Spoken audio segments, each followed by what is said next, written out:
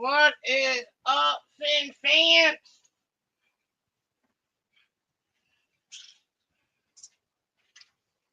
Welcome. Woo!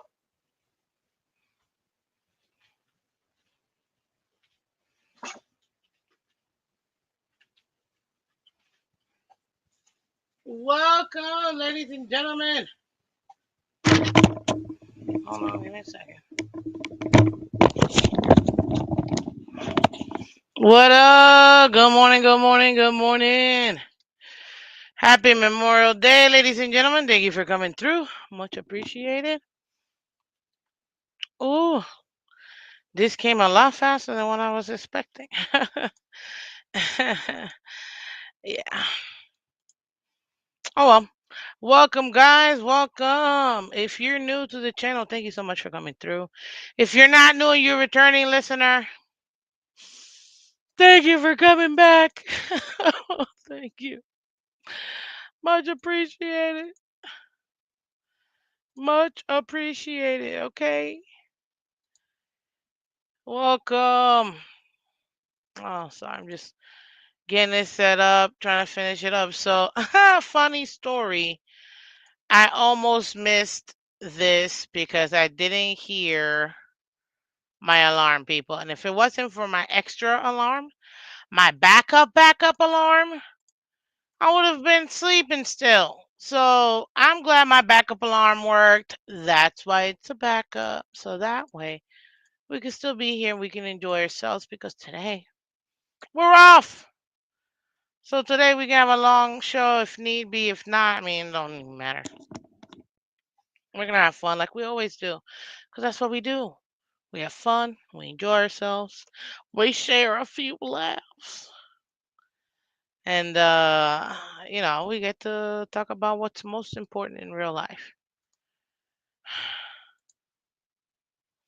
The Miami Dolphins. That's what's most important.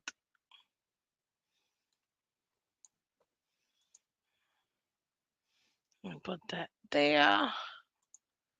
Let me get like a million times bigger. Boom. Uh, which I can just copy paste. Maybe I can. Let's go. Yes, I can. Okay, good. Sorry, guys. I meant to wear my new hat. If I can find it now. Good morning. What up, Andre in the building? Good morning, Miss Phins. Happy Memorial Day, USA. USA, exactly. Absolutely, man. I got a couple new ones. One of them, a I've been trying to passively aggressively not say, "Yo, you broke my hat," but what can you do when people act like children? Sometimes you just gotta lig it, just let it go and keep it moving. Cause, whatever. They're never. Never mind. Let me not say what I want to say, cause then I'm just I'm gonna. Now you tell me what this reminds you of, ladies and gentlemen. Give me a second, cause I got a second moment. It's a scene, so hold on. Slow baby. Woo.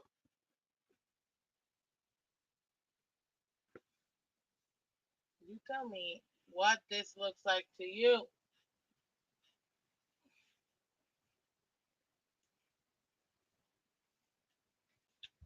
I just realized something.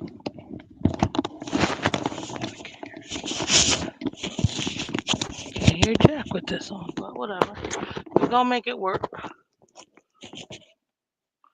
Oh man, I really didn't think this through. Hold on, guys. Let me this out real quick. Okay, it's gonna have to be like this, cause ain't no way. No, that looks ridiculous. Okay, sorry. One moment, guys. This will work because I want it to work. Where's my other headset? Maybe that one might be better.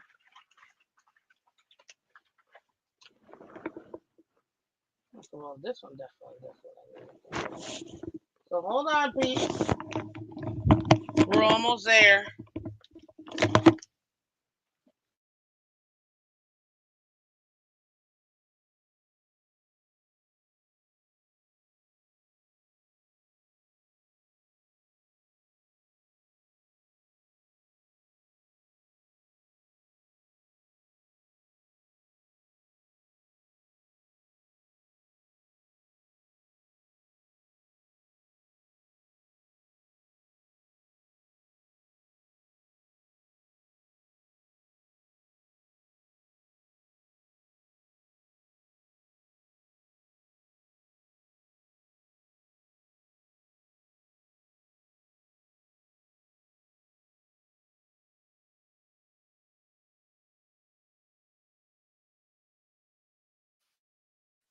Hello, mic check 1 2 1 2 1 2 1 2 1 2. Mic check 1 2 1 2. Mic check 1 2 1 2.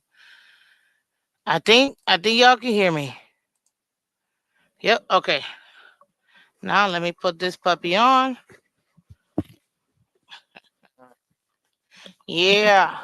And you tell me what this reminds you guys of. Whatever. I'm going to just deal with it this way. I have to completely come off of this sucker. But anyways, we're gonna make it happen. Loud and clear. Perfect. Oh no, my background's not letting me. All that build up for what, man? Oh man. If I take out my background, then you're only gonna see my background, and my background's looking a little like a hot mess right now. And what I didn't want to happen happened. It's great. Let me see here. Maybe we can hold up. It's a live show, people. It happens. Whatever. It's my new hat. If you can tell. Should remind you of a certain show. Mm. Oh, this is so lame. This is so lame. You know what? I don't even need them. I don't need you. We're gonna make this happen. I don't need you, but you need me. Check it out. Really. Let me find this. In case you guys don't see it, you should be able to see it now. Uh, we are going we are really taking you guys with me. What's up? Joris in the building. Okay. Should be good. Well, Bub's your uncle, I guess. What else I'm supposed to do now? Hopefully, doesn't look as bad.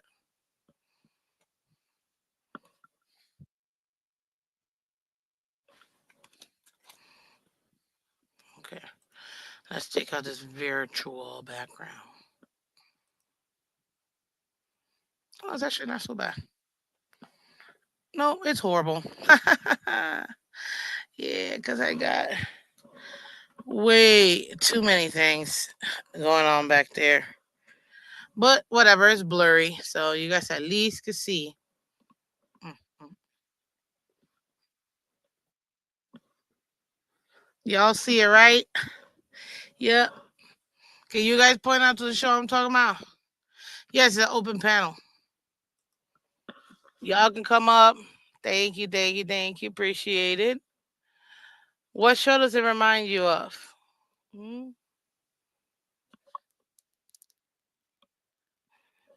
Anyways, listen, guys, we're having fun. Thank you so much.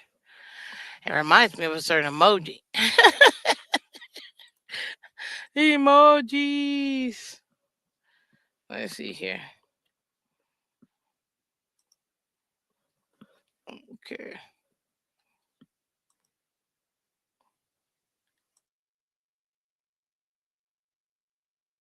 There you go. It reminds me of that emoji. Yep. Fine, it's the Dutton House. People, Yellowstone. Yellowstone. So there you go. I got it when I was in Nashville.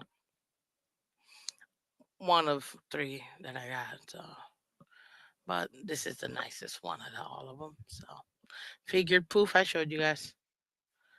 Joe Ritz in the middle. What's up, Joe? Hey, Miss Phins, how's it going? Oh man, still looking good. Still good. Having fun. I guess I'm gonna have to hold on. Let me change my audio settings because I literally can't. Hello, say something. Hello. Oh yeah, perfect. Good. I can hear you now. Trying to figure out how to add. It won't let me change my avatar. So I've already used two of them, I guess. It says No, log it in should and be sign able. up. It should be able to let you do it. I don't see why it wouldn't. I don't think I've ever created like a login. That's probably why. I got this one though. This one's saved.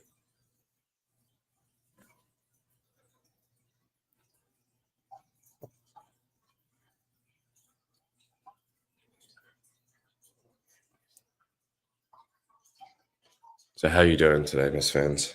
How's your Memorial Day weekend? Are you on the phone? Can you hear me? Oh, now we can. Okay, yeah. It muted me. Maybe I can take this off now. Can you hear me now? Try again. Can you hear me now? Yeah, Can you hear me now? yeah, both are working. Okay. Um. Oh, Oh, now you're muted.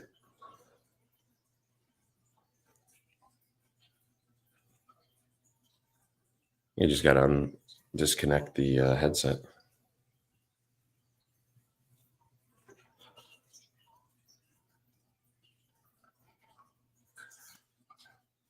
how about now? Perfect. Good. We're back, baby. We're back. I'm good, man. It's my dad's birthday today. We got like a little lunch planned for him, so we're happy. Just enjoying the family. Obviously, Nice.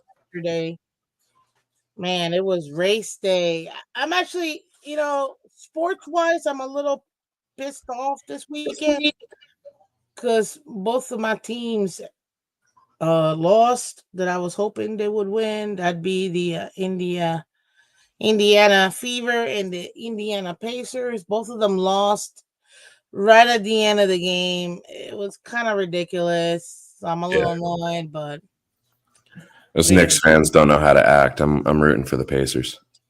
Oh, me too. Me too. I can't wait till the Pacers win this series. What's up, EM in the building? I see you, sir. Welcome, welcome. Yep, yep. How you doing? So yeah, no, I can't wait to set the Pacers, man. They're just playing on a whole nother level. You know what I mean? If it wasn't for Cat waking up at on the fourth, Yeah. they're gonna cruise into winning that third game. But yeah, he stopped playing scared and actually showed up for the series. And now you have Pacers game 2 at home, well, technically game 4 at home, and then they have one more game in New York. I don't care if they finish in New York. I want them to put them into bed. Just put New York to bed. I can't stand the Knicks. I've never liked the Knicks until they had Carmelo Anthony. And yeah, I want Indiana to win it all. It all. So that's where I'm at. Who else is in the playoffs on the on the other conference? On the other side, you've got the Timberwolves with Ant, and then you also have SGA, who's the new MVP, and the OKC Thunder. So you got the Thunder and you got the Wolves, and the Wolves right now, I believe, is a 2-1 series with Thunder winning 2-1, Mhm. but they destroyed by 50 points the Thunder. Oh my god, man. The Wolves destroyed the Thunder by like 50 points.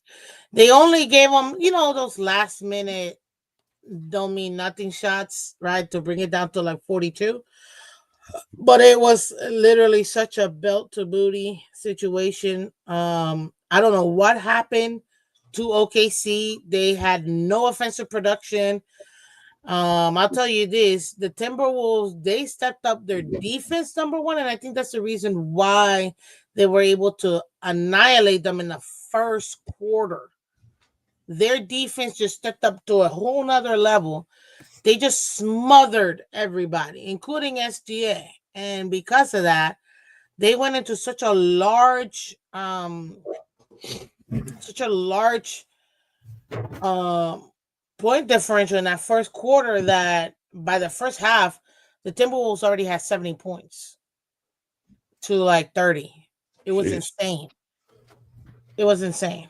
It was nuts. Man, I want the Timberwolves to win. I want the Timberwolves. I want it to be Pacers, Timberwolves, and whoever wins, I'm okay with. I like Anthony Edwards, so for me, whoever wins out of those two, I'm happy. The last thing I want to see is Oklahoma and New York, because they're gonna do whatever they can to help New York win. So When's the that's last where I'm time the at. Timberwolves were good? I don't really watch basketball that close, but I remember back in the day when they had Kevin Garnett. That's the last thing I remember about That's the pretty much it. And really that was what man. he went to the Celtics in 2007, I believe, and they won the championship 2008. I think it was his second year with the Celtics. Then Mhm. he was there for a few more years. Then after that, he really just retired. So like you're talking I remember Kevin Love 2000s. too. Yeah. 2000s to 2006 or 2007 when he went to the Celtics. And you also have to consider this too. I feel like the Timberwolves are kind of like Orlando. So they always get the big guy. Yeah, Orlando had Shaq. They had Superman. No, Superman really is Shaq, not what's his name. what? What's the other one? Uh, Aaron Gordon. No, Aaron Gordon is came after him. Then Oh, he Dwight pulled the Howard. Dwayne Howard. There you go. Yeah, yeah, So they've had the big guy, with Shaq, Dwayne Howard, Aaron Gordon. yeah, Timberwolves too. You know what I mean? They've had huge players as well that end up going to other teams. yeah. They're like I.e. KD. one of those growth franchises. You get the guy who draft, Exactly. dish him Kind of out. like the Dolphins. Players that Yeah, go there, they go somewhere else, and then they're it good. sounds like what the Marlins were doing too. Dude, don't even talk to me about the Marlins. I That's know. the part that pisses me off because I'm in the same boat with you about the Marlins. Give us the Florida Marlins back. until they become the Back to Florida that. Marlins, I will not support them. Yeah. You can't gift me these tickets because I don't want them. I don't want them. That's not my team. I didn't watch as a kid with my dad um the Miami Marlins win the World Series. I saw the Florida Marlins in 1997 win. It was nuts here, man. Everywhere was all Marlins. That beautiful aqua and black and silver. It was gorgeous. Absolutely gorgeous. What's up, Phins 83? What's up, CB83? Welcome. Well, Hey, you man, know what? come up here. I'm not that big of a baseball fan, but the thing that I do like about baseball is the tradition. And that's why I don't understand why rebrand, why relocate, why do any of that when the number one thing that draws in families is like the generations of watching the game, watching the team. You lose all that if you rebrand. I agree. I mean, I understand if you want to, gain the market and whatever. This is where they failed because they asked 500 million from the city. The city said, "Then you got to change your name." I would have never done that. I think if they Right. were still the Florida Marlins, they would have actually still kept their fans. I mean, Yeah. you made it harder. Look. I don't know about people. I remember going to Pro Players Stadium and watching the Florida Marlins. I remember as a kid going to Pro Player Stadium and watching the Dolphins. Like, that's what I remember. When you had the Marlins playing, you had the Dolphins playing in the same one. You had, like, that's what I remember as a kid, you know? I remember having, what is it? When it was Sun Life Stadium or Dolphin Stadium or Land Shark Stadium, you know? But the Marlins were always there, which, let's be honest, the Dolphins are in the most northern part of Miami you could possibly be in without being in Broward. They're literally on county line. Why is that? Because you can take people from West Palm Beach who are 2 hours away and can still come. You know what I'm saying? Yep. You have people from South Miami and they can still come hour and a half away. And obviously you got your Broward people. So you're servicing the entire Tri-County. When the Marlins went all the way down to where the heck they are right now by the airport, first of all, traffic is horrendous trying to get there. Parking is even worse. Why would anybody want to go through that headache? When you have games during the daytime, nighttime, you got games all around. At least here at Pro Player Stadium, you had the versatility or the flexibility of having everybody. You're not going to have people coming from Palm Beach all the way down there when you refuse to put money on the team. How many really good players we've had for the I'm just gonna call them Marlins because I can't. I won't. I refuse. How many good players have we had in the Marlins that go somewhere else and you're like, holy smokes, and we had him. We drafted him. Oh, It's my nuts. favorite player from back in the day was Dontre Willis. Oh my god. With that side pitch, Yeah, man. I used to love watching him. D I Train. love watching him too. Oh god, dude. Like Dontre Will is definitely one of my favorite players. Pudge Rodriguez, Yeah, greatest catcher of all time in my opinion. But again, I'm being super biased because I watched him win. Um, we just had to in '97. We had so many great good. players, and then obviously in 2003 we did it again. We win in '97. We're like, keep it. We might even be able to go back to back like the Yankees do every day. No, we're gonna dismantle the whole team. And you're like, what the heck? We get back. We have such a young core with a couple veterans, right? Couple veterans to mix it in. And what happens? What happens? We win it all. Beckett, I mean, pitches his life away. And you're like Dawson's definitely one of my favorite players too when he played with us. That was Um, classic Gary Sheffield. and then we win, and you're like, holy smokes! And what is that?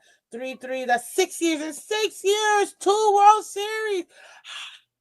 I used to love those little mini helmets you could eat ice cream in and whatnot. Dude, You got one of I them? got my Yeah. mini helmet. Like, I remember those mini helmets, man. Yeah.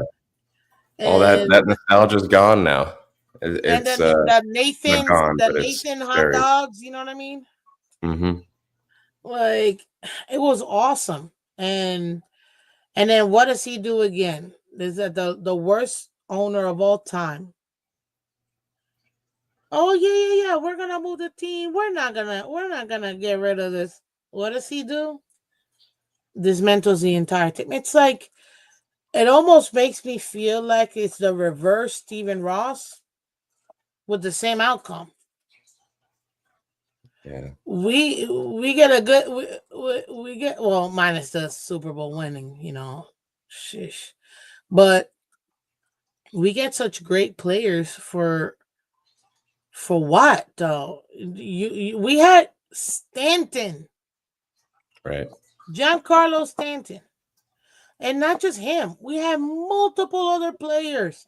Obviously, you know, number 16, Jose Martinez, I think it was his name, that passed away. I mean, nobody wants that, obviously, but we still had a young core when Stanton was here with really good promising chances. And what happens? No, we're just gonna trade everybody. He tells the whole team, no, we're not. We're gonna keep this young core that we have in our new stadium. We're not gonna give them away. What year The did next year. what year did the Dolphins not have to play on a baseball field anymore? Say that again. Didn't the Dolphins have to play on a shared field where it was like partially baseball? Pro That was, Player Stadium. That's what I was talking what about. years were those? Well, that's when the Marlins are still here. So you're talking 2006, 2008, I think was probably the last time. Yeah. Where Wasn't you that had the the time an Marlins and the NFL team Dolphins. had to play on partial sand like that?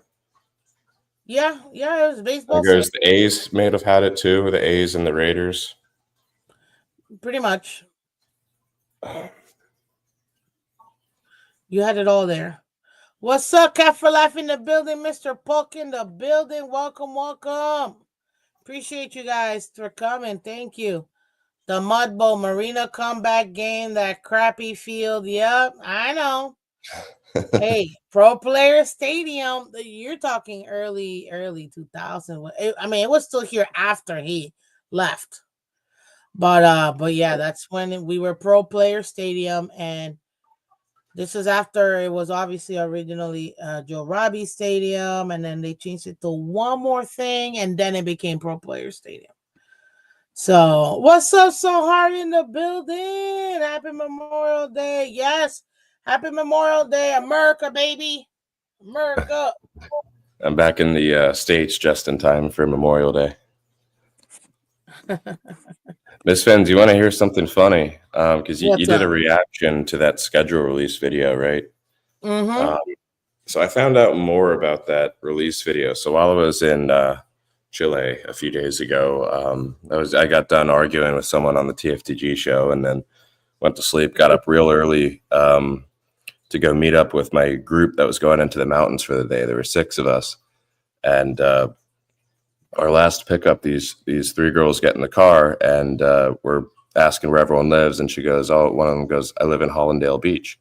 I was like, "Oh, you're real close to the Dolphins." She's like, "I work for the Dolphins." I was like, "No way." I was like, No way. Yeah, it turns out she's on the marketing team, a photographer, does all like the pictures of the people walking in and their outfits and all that. And one of the things she told me on this trip to the mountains was that they outsourced that video. Yeah, and they were like, it was the biggest mistake. But I think everyone's like across the league was kind of making fun of it, but yeah, they outsourced it. She said like overseas to someone in Asia did it. Okay, first of all, that whole intro with the Dolphins going around, I thought that crap was cool. What I didn't like, it was the 2 minutes of them. Yeah. I'm like, can you say something? Like, Yeah. someone say That's something? how it felt with the Tyreek Hill one, where it was like the fastest. They just had him like looking at a computer, and then for the last 30 seconds, it's just names flying by. That was nothing will ever top that extreme lack of effort. Yeah, but I thought it was interesting that that they outsourced it this year. Damn, do they suck that much? Did you get her name? Yeah. I'm gonna be seeing her at some of the games, but I was trying to dig in and see if she could give me some early info on uniforms, and she wouldn't tell me. Because I might have some questions and maybe you can relay. Yeah. Well, I was asking her, like, you take pictures of the fans of the year? And she's like, maybe. I was like, oh, I know some good tailgates you can go to. So we'll see. Hey. If we can get some Dolphins media going your way. Appreciate you, man. Sahar said, did I hear correctly? Commanders and the Dolphins are playing in Madrid? Yep. They put the Commanders and the Dolphins for Madrid, man. They did. They I'm did. happy we got a tough one overseas because if that's like any sort of a neutralizer, that's our best chance at beating the Commanders. You're not wrong. You're definitely not wrong with that one. And we got another special guest in here. It's been about 32 years since he surfaced. We've been missing him in action. But ladies and gentlemen, you won't believe who we got here. The one, the only Mr. CB83 in the What is building. Hold on, let me hey? put this. What Let me is put up, this. Miss Phins? Good morning. Let me fix my camera. I'll get it right for you. What's going on? Dang, Yeah. my face super big in the What's up, man? camera. But hey, what's going on? What's going on with you guys? Oh, we're good. We're good, man. Talk to me. Hey, Happy it's good. Memorial Day. Hey, happy Memorial Day first and foremost. Shout out to all the Dolphin fans out there watching, tuning in. I appreciate everybody coming through and checking out Miss Phins. Miss Phins, you've been ghosted a little bit, but I mean, I know you got stuff going on. I know you still rocking. But I appreciate your consistency, and I always love coming through and watching you in the morning. So My keep doing your thing. Make sure y'all like and subscribe to Miss Phins, man. Y'all already know. thank you, man. No, listen, it's just a lot had happened in the last like 3 weeks that it just Hmm. literally my schedule was Yeah. there's no way for me to be able to do it, but moving forward it's gonna be a lot more easier. So thank God for Okay. that. That's good. But before we continue, and I wanted to because I was waiting, more people to get here. Hmm. Ladies and gentlemen, today's Memorial Day. And if you don't know what that is, because maybe you're not an American, or maybe you're just too young, or maybe you just forgot, we're here to celebrate those who paid the ultimate price for our freedoms. So I Yeah. want to take a special shout out because we have a lot of people in the Dolphins community that people don't know are members of the armed forces. So shout out to everybody all over the world Hmm. who became a member of the armed forces and gave the ultimate price, their lives, for us to be here, to be able to do our shows, to have fun and enjoy our team. If it wasn't for those brave men and women, we wouldn't be here because freedom is not free, ladies and gentlemen. No It's matter not. how much you may want it, it is not free. And it takes those brave people for us to be able to do this because we love doing this, but we can't do it without them. And I just wanted to take that special moment real quick just to shout out to all the members of the armed forces who paid that ultimate price, to their families who also sacrificed, and anybody that's active or have served. Thank you, because without you guys, we wouldn't be here enjoying these freedoms. And anybody that's thinking about joining, thank you too, because we need more people, more brave people to be able to continue this. We're about to celebrate our 250th birthday. We're a baby nation. Most people don't realize that. Yeah. Um, but I just really want to take the time because, again, without those people, we wouldn't have these freedoms. So thank you guys. Thank you. Thank you. And if you serve, thank you. Thank you Yeah. so much because you guys, man, thank you. You guys are true brave. Land of the brave. That's what it means. So Yeah. thank you guys. Thank you. Yeah, and shout out to everybody who served or, whose family served. My dad was in the military, he was in the army, so he was 82nd Airborne. So shout out to everybody involved in the military and who, laid their life on the line for the United States. Our country does have a lot going on, but even with that being said, it's still a great place to live.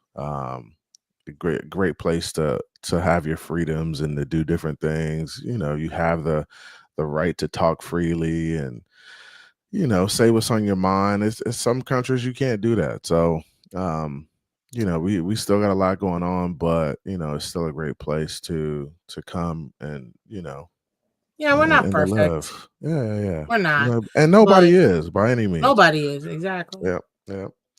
But Miss Fizz, what's going on, man? What's up with the Dolphins, man? I mean, honestly, the community seems like we're kind of, I don't know. It seems like everybody's in a down spot in terms of like what they're expecting and their expectations for the Miami Dolphins.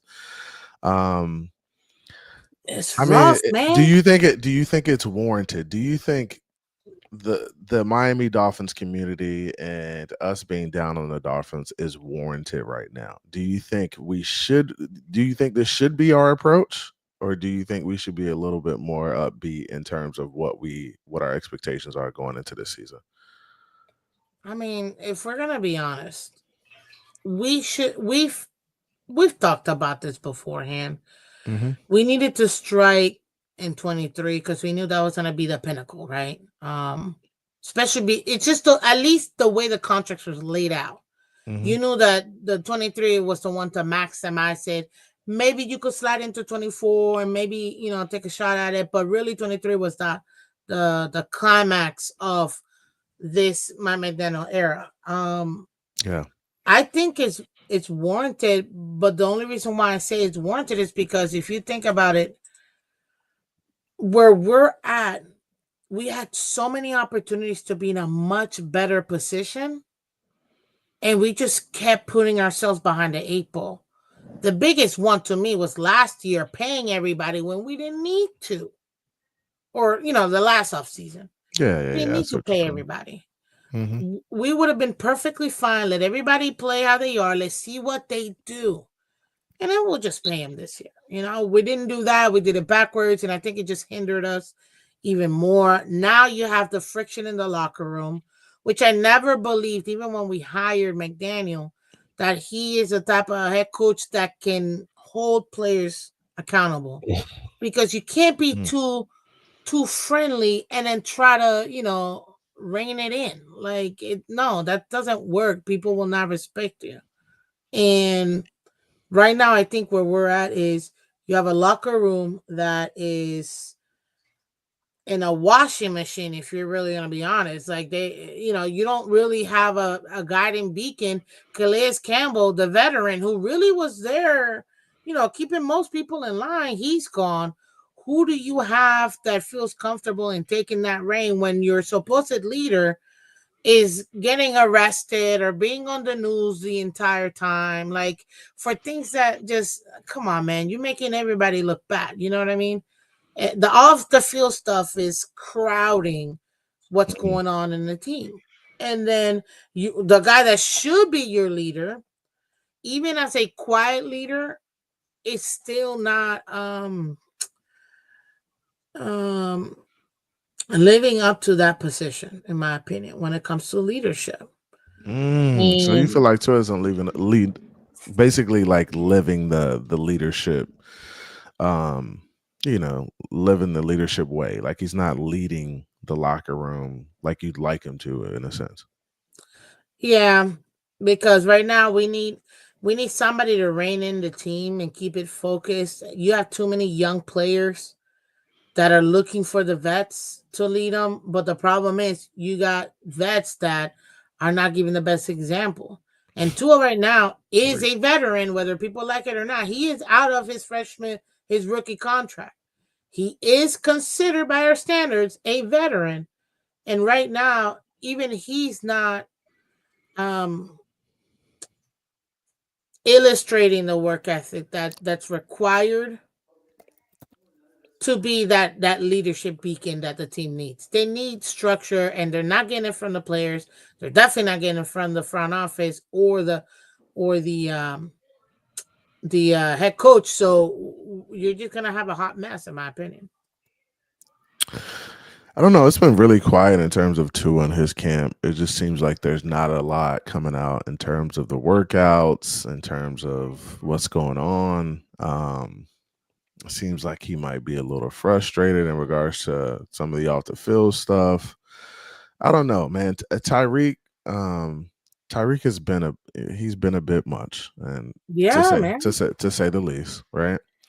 And Tyreek is really a genuine dude, though. Like when it comes to him coming out and saying, "Hey, you know, we got to hold people accountable. We got to be better." He really just wants what's best for the Dolphins, and Oh with yeah, that being, I don't doubt that part. yeah, I mean, he really just wants what's best for the Dolphins. And honestly, people can talk about Tyreek and say he's off the field stuff is crazy. It is. But he's also one of the hardest workers in the building. So, when he comes to work and he brings the energy day in and day out, it's kind of hard for you to be like, oh, that guy, we want him off the team. We're gonna trade him. I just can't see that being the case. I think he's just too valuable to the Dolphins and what they do on the football field. I know off the field stuff comes with it. I'd like him to curve that too and just be a little bit more responsible, grow up, be a little bit more mature in terms of how he approaches these situations. But I mean, we'll see. I mean, Tyreek came out and said the other day, last year they weren't locked in like they should have been. And he said this year he's going harder to just make sure that the Dolphins are on the winning side of things. So we'll see how it works out.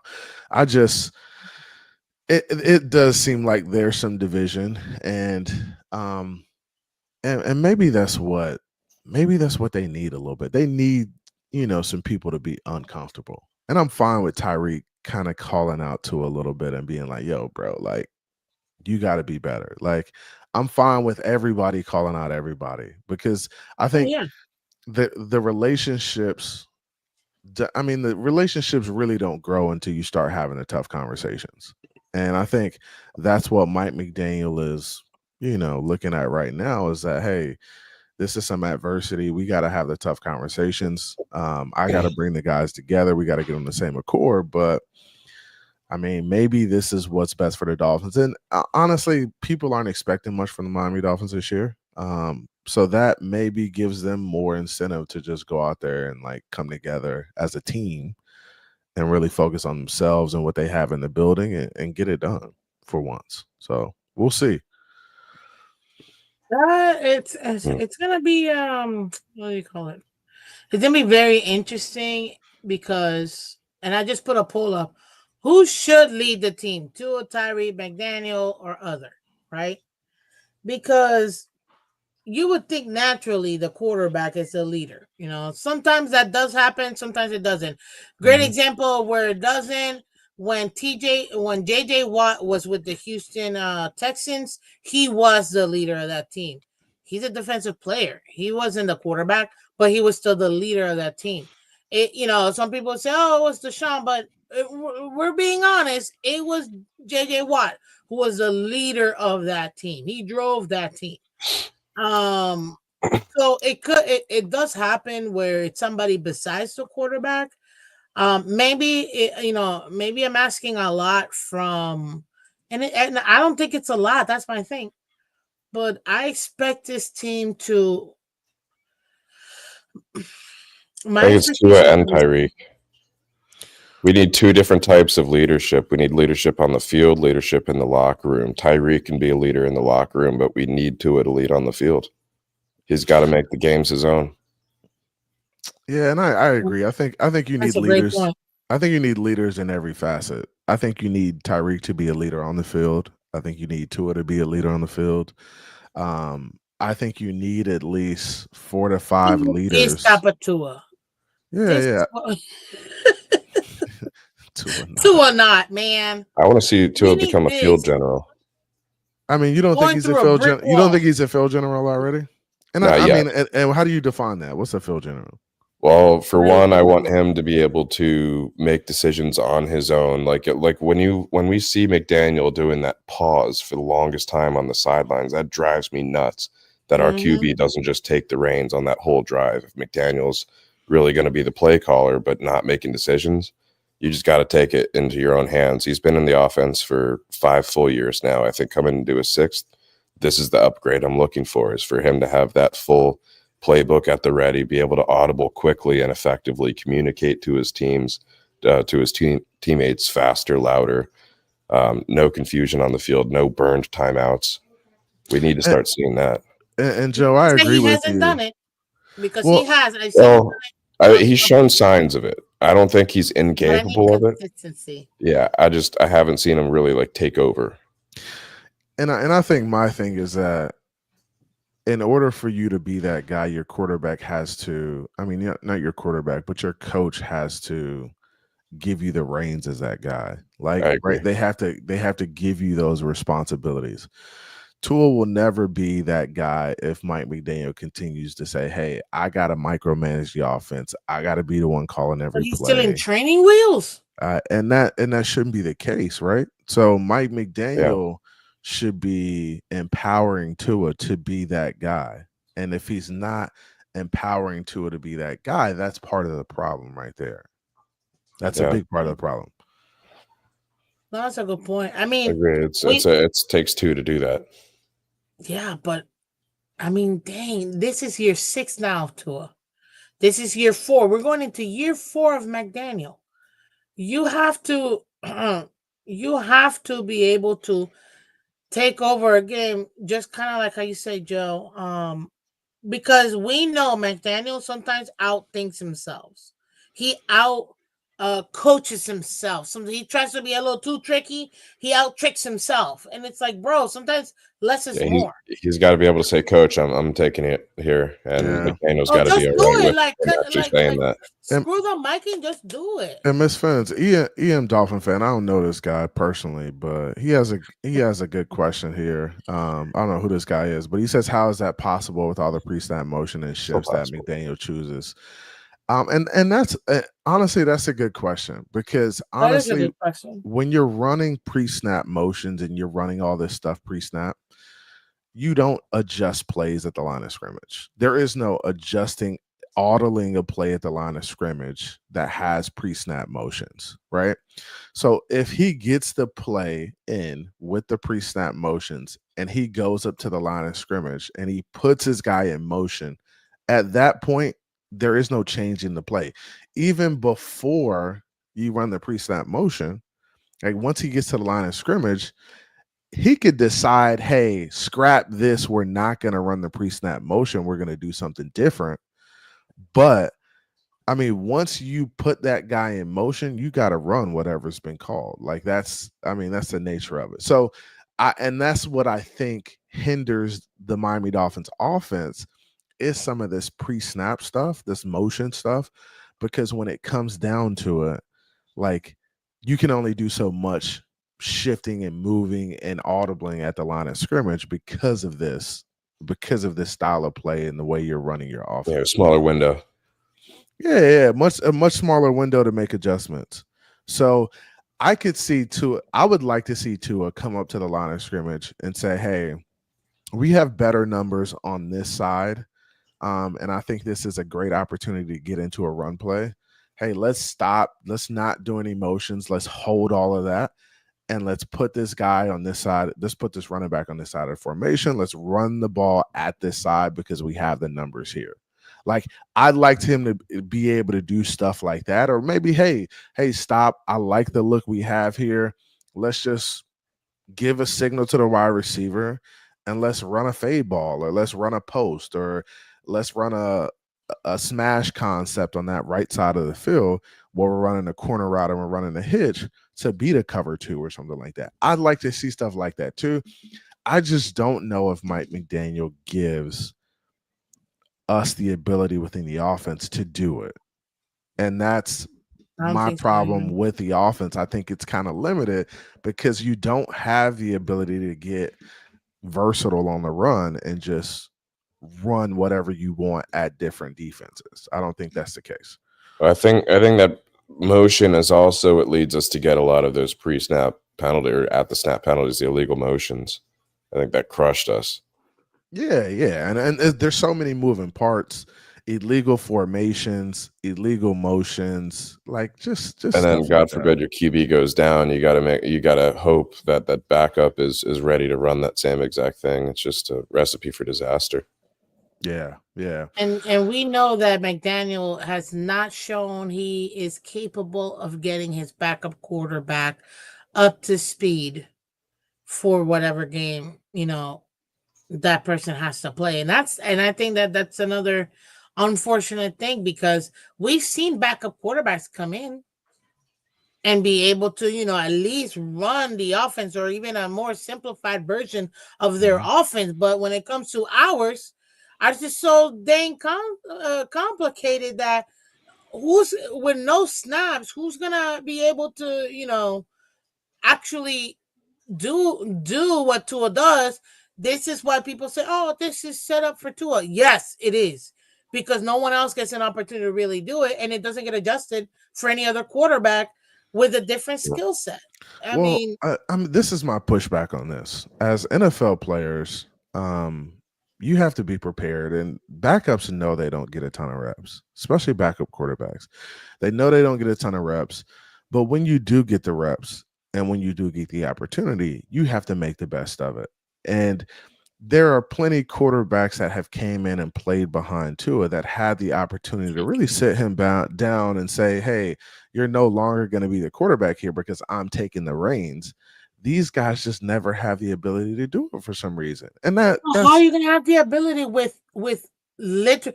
This is what I mean by that, CB. And I know because you they and I got. have talked about But this. Miss Fins, keep in mind 10 they. days. 10 Oh days. yeah. That's different. We've had. That's It's not different. different. Look at it. But Every but time, look, like, not but every time, but that's different when a guy is three, coming four in. times. That's different when a 10 guy's coming days. in. Right. McDaniel has the opportunity to get these guys ready. Yeah. But no, instead of changing his offense to the skill set of the quarterback he has, he tries to put a square peg into a round hole, or however that saying But goes. Miss Fins, you It's have to like, understand. You have to understand this, right? So these guys spend all off season installing an offense, right? So the whole entire off season, they are building the offense around what they do best and what they think is best for the Miami Dolphins, right? So when they have a situation where a quarterback goes down and they have to go to a backup, do you think they have time to adjust the entire playbook and dumb it down for guys who are coming in? Or just can they make simple adjustments to maybe not do as much and maybe condense it down to where that guy does, hey, maybe 10 pass plays really well? I don't think they have the dumbing ability. it down. eh, it's dumbing it. It's not really dumbing it down. It's just condensing what they already have. I don't think the Miami Dolphins, I don't think any NFL team has the ability to just, oh, we're gonna scrap what we've been doing and we're gonna try to dumb it down for this quarterback so he could just so we could try to move forward doing it this way. I don't think we have the ability to do Listen, it that way. I'm not an expert, CB, but last time I checked, I've played Madden. Oh man, And here we go with the Madden. hold up, before you come for me. I know for a fact that, one play has multiple options. Can we at It least agree does. with that? One play has Okay. multiple options, yes. So you cannot tell me, even in a timing offense where I get it, you need the time. Like somebody mentioned, it's a timing offense, Tua needs the time, and the rest with the players, 100%. You know what I mean? And he's not the only one, so I don't want to make this like a Tua thing. He's not the only one. It works with pretty much every quarterback, with some exceptions here and there, obviously, but that's why they're the exception. But when you have your playbook, you can make adjustments to make it much simpler and still have a winning outcome, because you still got week over week going up against your opponent, obviously seeing what they're doing and what works best against them. But you should still be able to, if you know you don't have your starting quarterback, you got to be able to adjust it. You're not going to tell me out of 900 plays there isn't a package you can come up with for that quarterback and their skill set that isn't already there, because you picked that quarterback Eh, to come in and be a backup for a reason. And Miss Fence, I agree with you I'm somewhat just to a saying. certain extent. I just feel like, hey, if a backup quarterback does come in for us, we better be running the football well. And that's my thing. It's like if you're gonna come in as a backup, we better be running the football well. And like we need to be simplifying it a little bit. But honestly, these guys are all NFL quarterbacks. They all take look, if you're not taking the physical reps in practice, you are taking the mental reps. If you're not taking the mental reps, you're watching the film after practice. There are a ton of opportunities for guys to still get reps, even though it's not physically with the football team. So we got to hold these guys accountable too. They're professionals. They get paid too. Like, and Mike McDaniel should have them prepared enough to play in these games. And That's what we were sold on with McDaniel, the offensive genius. There should be all expectation should be a complex offense. If you can't follow that, get out. So No major drop off. it Is feels what like we we're were sold. compromising if we're one of our best elements if we're simplifying it.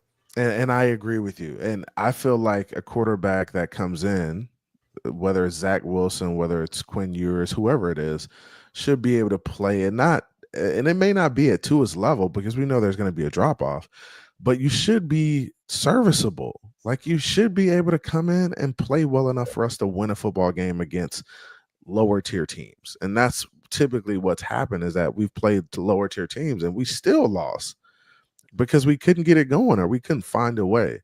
And it goes on both sides of the ball too. Like defensively, offensively, everybody needs to elevate their play on this team. I didn't like where the defense was. I didn't like where the offense was. I didn't like where our special teams were. Like we need to be better overall, and that starts to me with Mike McDaniel. Like he's got to set higher expectations for his guys, and maybe practice is a little too casual. Maybe everything you're doing right now is a little too casual. Maybe you need to up the anxiety. Like maybe you need to elevate what you guys are doing. To your point there, and Miss Phins, I don't know if you've commented on this article or not article, video, but Tyreek was interviewed at a workout or running or whatever he was doing, and he said, "This year we're in the lab. We weren't in the lab how we were supposed to be last year. I'm gonna keep it a stack with y'all. I effed up." And so by him saying that, it makes me think that there's some major changes coming to this offense, which my number one complaint about last year was it was just so stale with the same screens. Everybody knew what was coming. It was like we became one-dimensional after being, 5 or 6 dimensional. Yeah, man, I feel like we got away from like focusing on what we should be focusing on, and that's running the ball. Like the Miami Dolphins, for our team, the way we play, the weather we play in, the way we play on the road, like we need to be a good team running the football. The Miami Dolphins have won Super Bowls when they had a good ground and pound game, like when they could run the football well. The Miami Dolphins need to be running the football well. And honestly, when you look at the offense, the type of offense we have, when you look at what's the 49ers coach? Shanahan. When you look at Shanahan's offense is ground and pound, and they're going to wear you out running the football, even when they go at cold weather. Like when they travel on the road and they played in Green Bay in the playoffs, they ran the ball. They ran it almost every damn time. And that's how you got to be sometimes, because you can't be this team that's going to claim to be speed and like finesse and then go on the road and weather and think you're going to be able to do that. It's just not possible sometimes. 2023 got an aging Mostert 20 touchdowns. It did. 22 touchdowns. It did, but the touchdowns, like, how many rushing yards did he have? Exactly, it was effective. Like how many third and shorts did he get? How many fourth and shorts did he get with those touchdowns? Like, let's be real about it. The Miami Dolphins somewhat have been fool's gold in terms of like the Mostert touchdowns. Like all these stat lines, all these numbers, some of it's been fool's gold, because when you get in the playoffs or when you get in tough battles, the offense doesn't show up sometimes, right? The defense can't get stops. Like it's a combination of everything, and I can't just look at it as one side of the ball. It's both sides. It's every aspect of the game. Like the Miami Dolphins just have to be a better football team overall. They got to be more physical up front, and that starts with the draft, and that's where we were, right? And I think they put emphasis on the trenches this offseason. So they went and got. You know how much Mostert was averaging in 23? How much was he averaging? 4.8 yards per attempt. Yeah, he was 4.8 yards per attempt. So Mostert was good when he was available, and we got. What do you mean when he was available? He played all 17 games. He played 15 games. There's only 2 games he didn't play. Which games did he that play? season. Which games did He he did play? in 23. He didn't play. Did he play in a playoff game? He I'm didn't gonna play in a tell you. playoff game. To your point about the Yes, trenches, he did actually. it took He us 2 played in a years to playoff replace, game. but we He finally got did 8 it. attempts, 33 yards, 2 first downs, Oh, average so maybe 4.1. maybe it was other guys that didn't play in that game. A lot of other guys, I mean. So he may have played in that game, but we just weren't effective running the ball. How many times did we run the ball in that game in Kansas City? In Kansas City, we had a total of I'm 18 not looking at rushing stats of that attempts game too hard. for That was 76 yards. Yeah. Honestly, I don't like Mike McDaniel focusing on passing the ball so much. I think these offensive coordinators, they feel like they're not valuable or they're not, flashy if they're not throwing the ball around a lot. And my thing is, we have to be more effective running the football. That's got to be the nature of what we do. there's too much talent in that running back room to not be. Yeah, but offensive line, the offensive line has got to step up too. Like they got Well, to hold on, create. because I like our moves this year. We fixed the I was interior gonna quite a bit. I was gonna get into that O line real quick because I know there was something that I feel like people forgot, and I was yelling and screaming last year. But EM says the over reliance on screens and short passes was a result of the non efficiency in the run game. I don't doubt that at all. But Yeah, one thing that people forget, we It's lost the run two key replacement. players. Two key players after 2023 and 2024. That was Christian Wilkins and Robert Hunt. But in my Or opinion, Connor the most Williams in there too. consequential, Connor Williams. yes, but no. The most consequential player that we lost was Robert Hunt. We were able to replace Connor Williams, not to 100%, but you could say 80, 85%, which is still Connor proved it in serviceable. Dallas and Miami.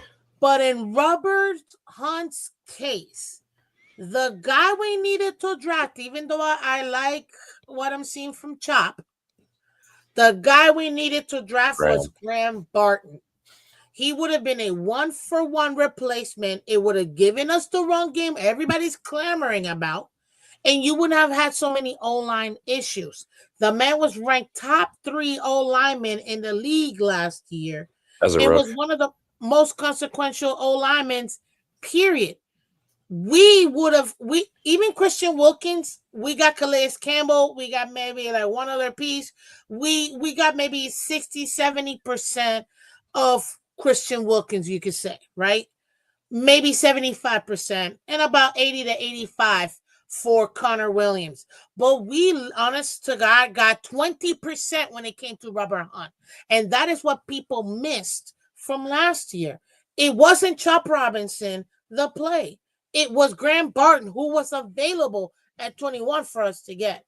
We would have gotten him. We would have 1-for-1 had that replacement for the O-line, where you have that interior lineman that you didn't have to worry about, who was NFL ready. We would have had a run game where you don't have this drop off of Raheem Mostert literally being the number 1 running back in the league, tied for first with Christian McCaffrey, to them completely being out of the team the next year. No, you would have had very similar production. You would have still been able to have a Chan available for you. You still got Malik Will it was Malik or Washington. Jalen. Is Jalen or Malik? Which one of those is a running back? Nah, I freaking forgot. The running one back? Of them two. Jalen's the running back. The running back, Jalen. You would have had Jalen Wright. He would have actually had some more production and more touches, because now you got Mostert cooking. You got Achan as well cooking. Let's give the young cat some opportunities to be able to play, which is what we did with Achan the year before when Mostert was actually cooking. Yeah. It was Graham Barton, the pick that we needed to do at 21, not Chop Robinson. We could have probably gotten Chop in the second round or somebody with similar production.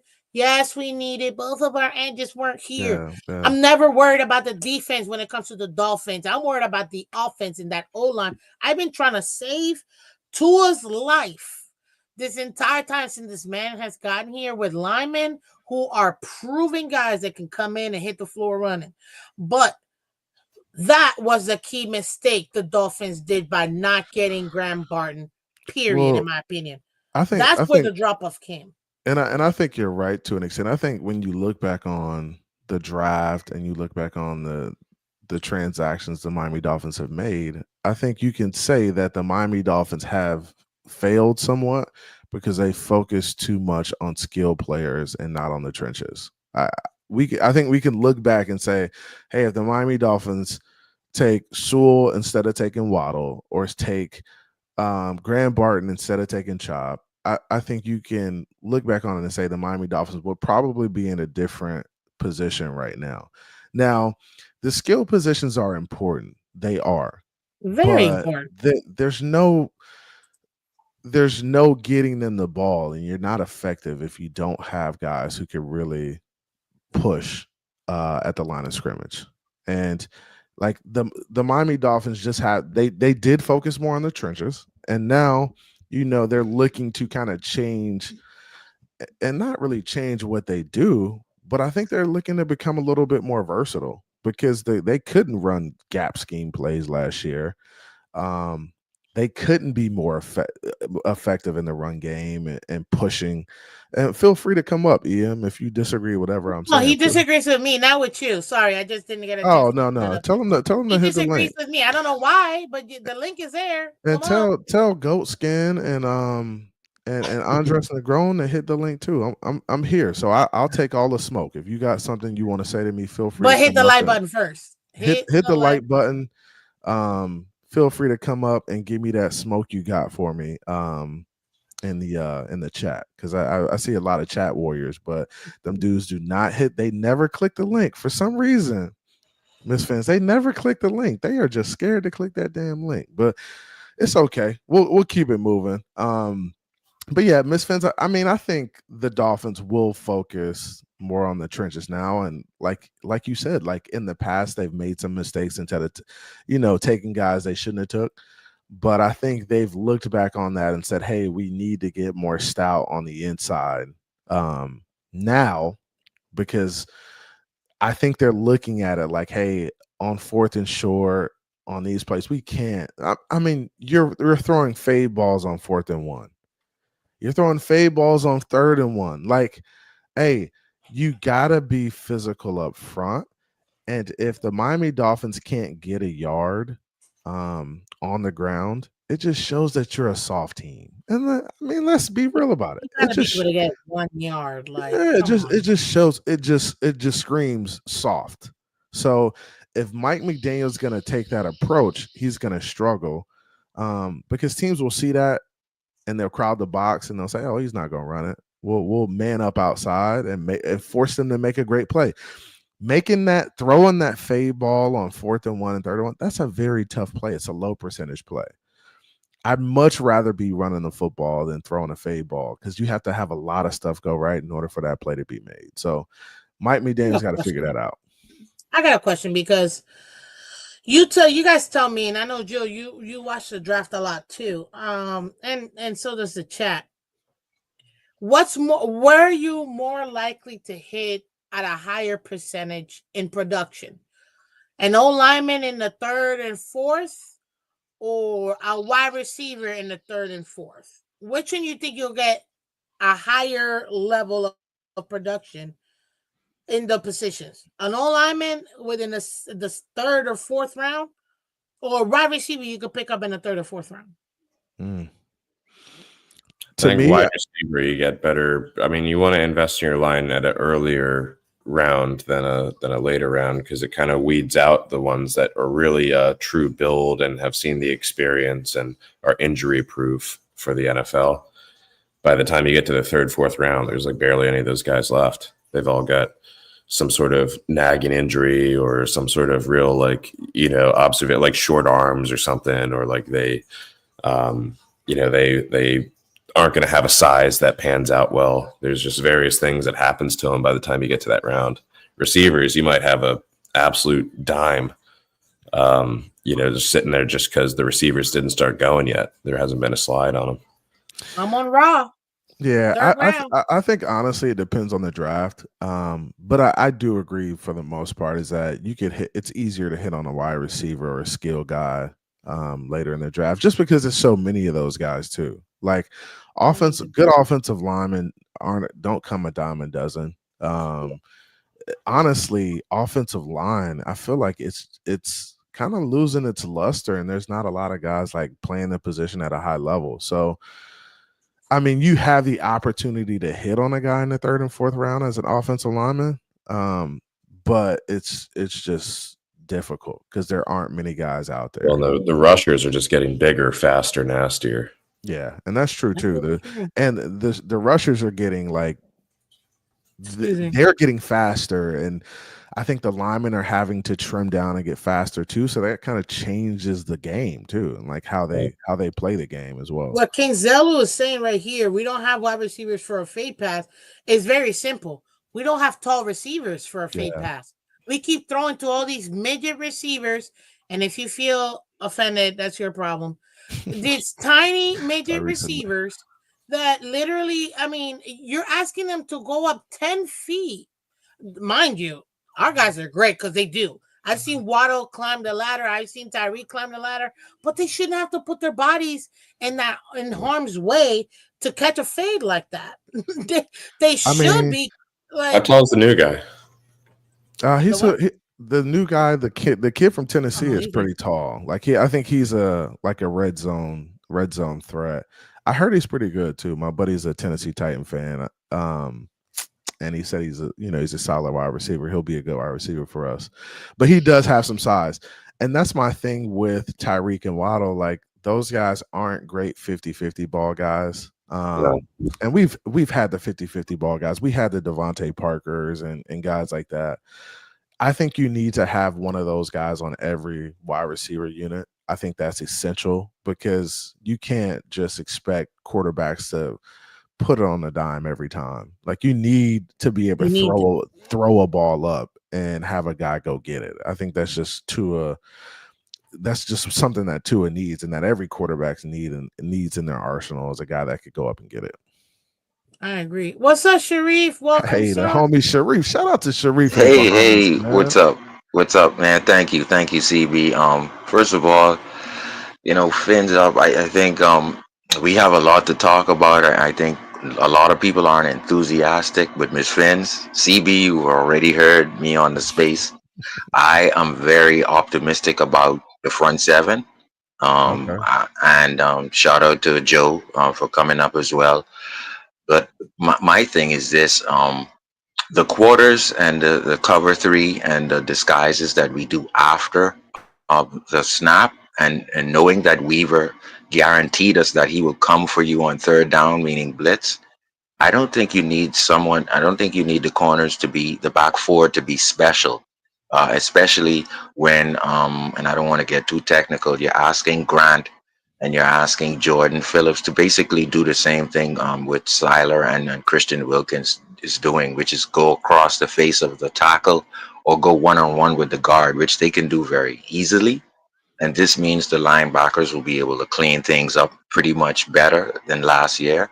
And then keep in mind, we had the 4th ranked defense and the 10th ranked defense before this year. So I think with Grant and Phillips crashing down, crumbling, I think you could have low scoring defensive games and you'll ask Tua not to do too much and to have a better outcome. I don't know how you guys feel about that, but I'm optimistic about more turnovers based on getting the quarterback off his spot, getting him to throw it away, or basically bringing him to the ground more with front four. And I agree with you, Sharif. I think the thing the Miami Dolphins were missing the most is the ability to create turnovers. And just we couldn't get a turnover to save our life last year. And maybe with a more stout front seven who's a little bit more athletic and that can get after quarterbacks, we get those fumbles, the fumble recoveries, the sack strips. Like we need that in order for us to be successful. And the Dolphins have to find a way to get off the field on third down. Like, bro, like I mean, you can't be in 3rd and 15 and giving it up. Like, and that's my problem with us is that we just played a little too vanilla last year, and we didn't really send a lot of pressure. We didn't get exotic enough. We didn't play enough man. We just sat back in zone and got carved up. I want us to be a little bit more aggressive, and maybe that's what Weaver is, thinking this off season is, hey, maybe we got to get a little bit more aggressive, get a little bit more exotic up front, send the stunts, and make it I confusing mean, on we offensive weren't lines. too bad. We No, I weren't don't too think. bad in defense. No, I don't think we Let's were. not pretend like our defense wasn't better than our offense, because it was. Are you? I mean, Miss Fans, this is not a defense versus offense debate. I just feel like there's a lot of games where our offense made enough plays for us to win the game, and our defense couldn't get off the field. And that's Arizona, that's Buffalo, and that's maybe one or two other games that we could have I won if the love. defense gets stops. Now, there's also some I'll games give where you the offense dropped the turnovers. ball, like Houston and some other games. Like I there's give some you the games where, turnovers. I'll yeah, give you the turnovers. We were ranked 27th worst.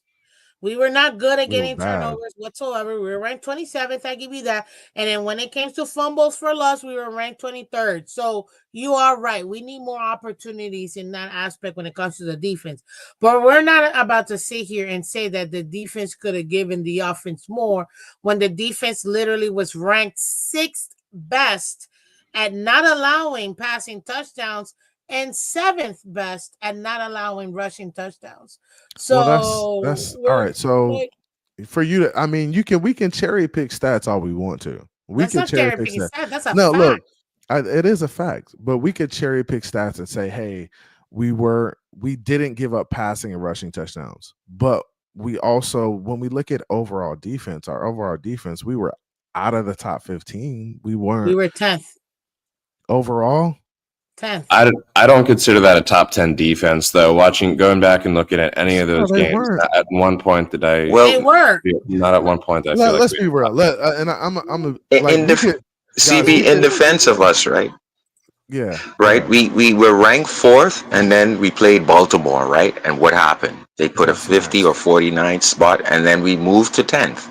So that's basically what happened. We played Let me Baltimore help y'all out when real we were quick ranked 4th. Yeah. because we Yeah, love but to. You guys don't think these teams were just putting on the brakes after they were beating us in the first half of the game?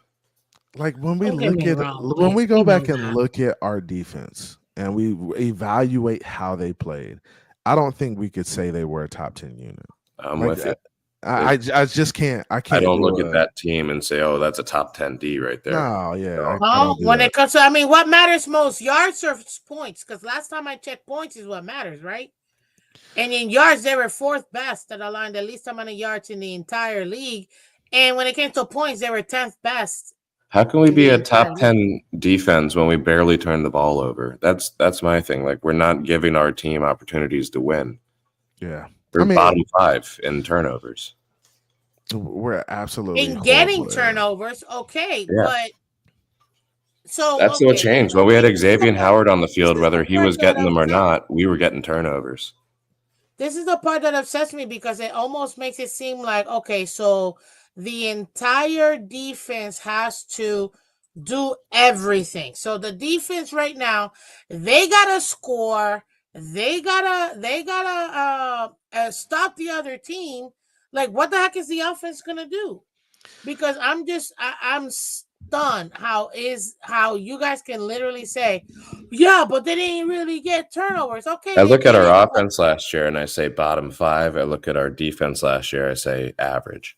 So it says 22 and 10, but I can tell you, watching those two different teams play, they're both of those are way higher than I would rate them. Our team So can't tackle. if you, like me, okay, with Can't turn. watching so let film, right?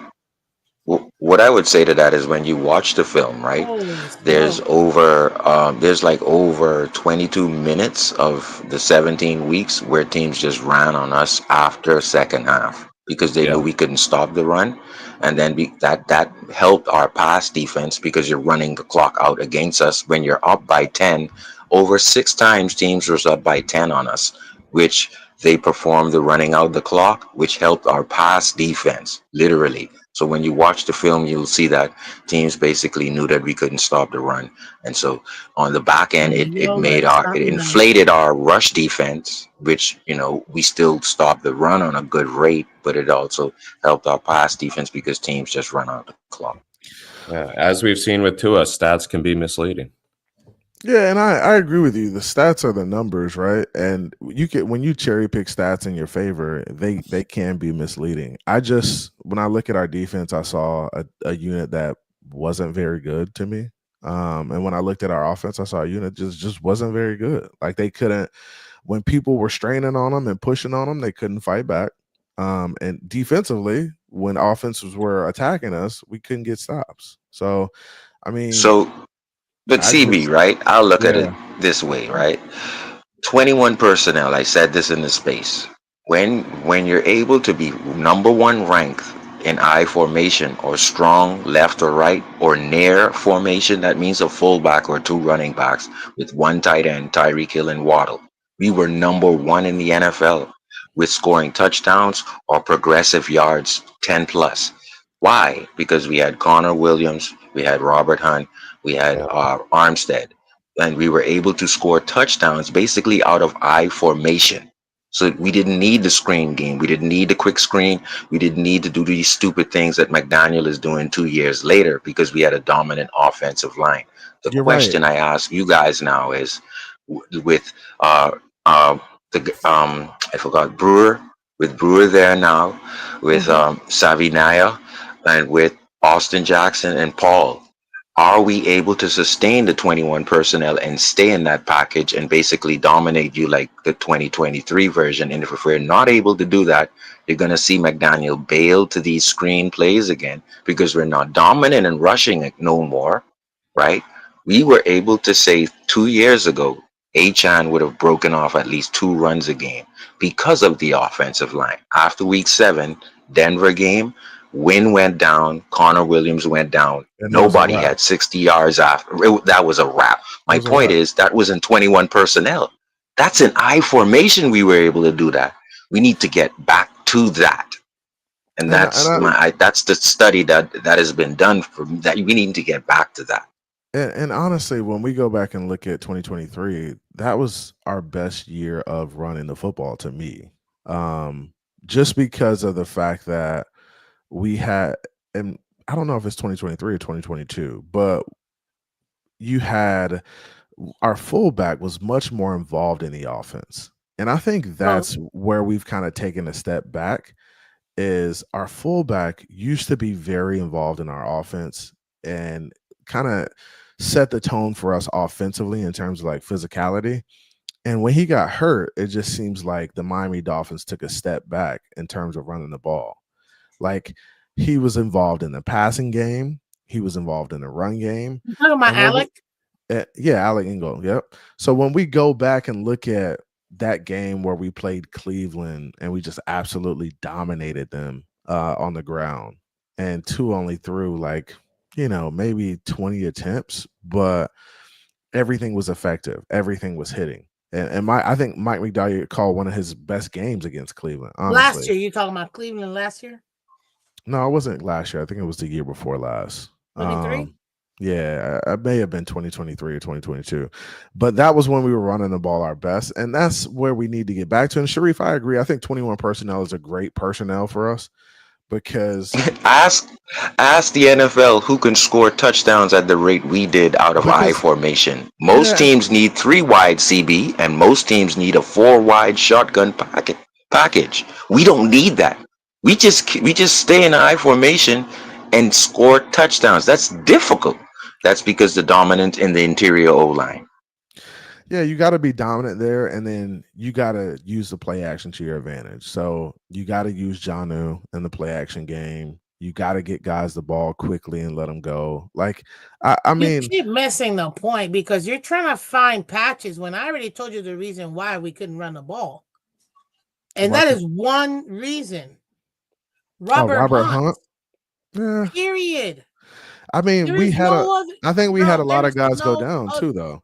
what? I don't think we expected Liam Eichenberg to be playing as many reps as he No, no, did. no, no, no, no, no, no, no, no, no. Yes, we did when we chose not to get Barton. No, but who was our starters? Who was our starters last year going into the season? Last year, as far as our players started, our old linemen. Eichenberg, Brewer, you had Armstead, Jackson, Austin Jackson. Teron. Was Eichenberg a starter last year going into the season, or was it somebody else?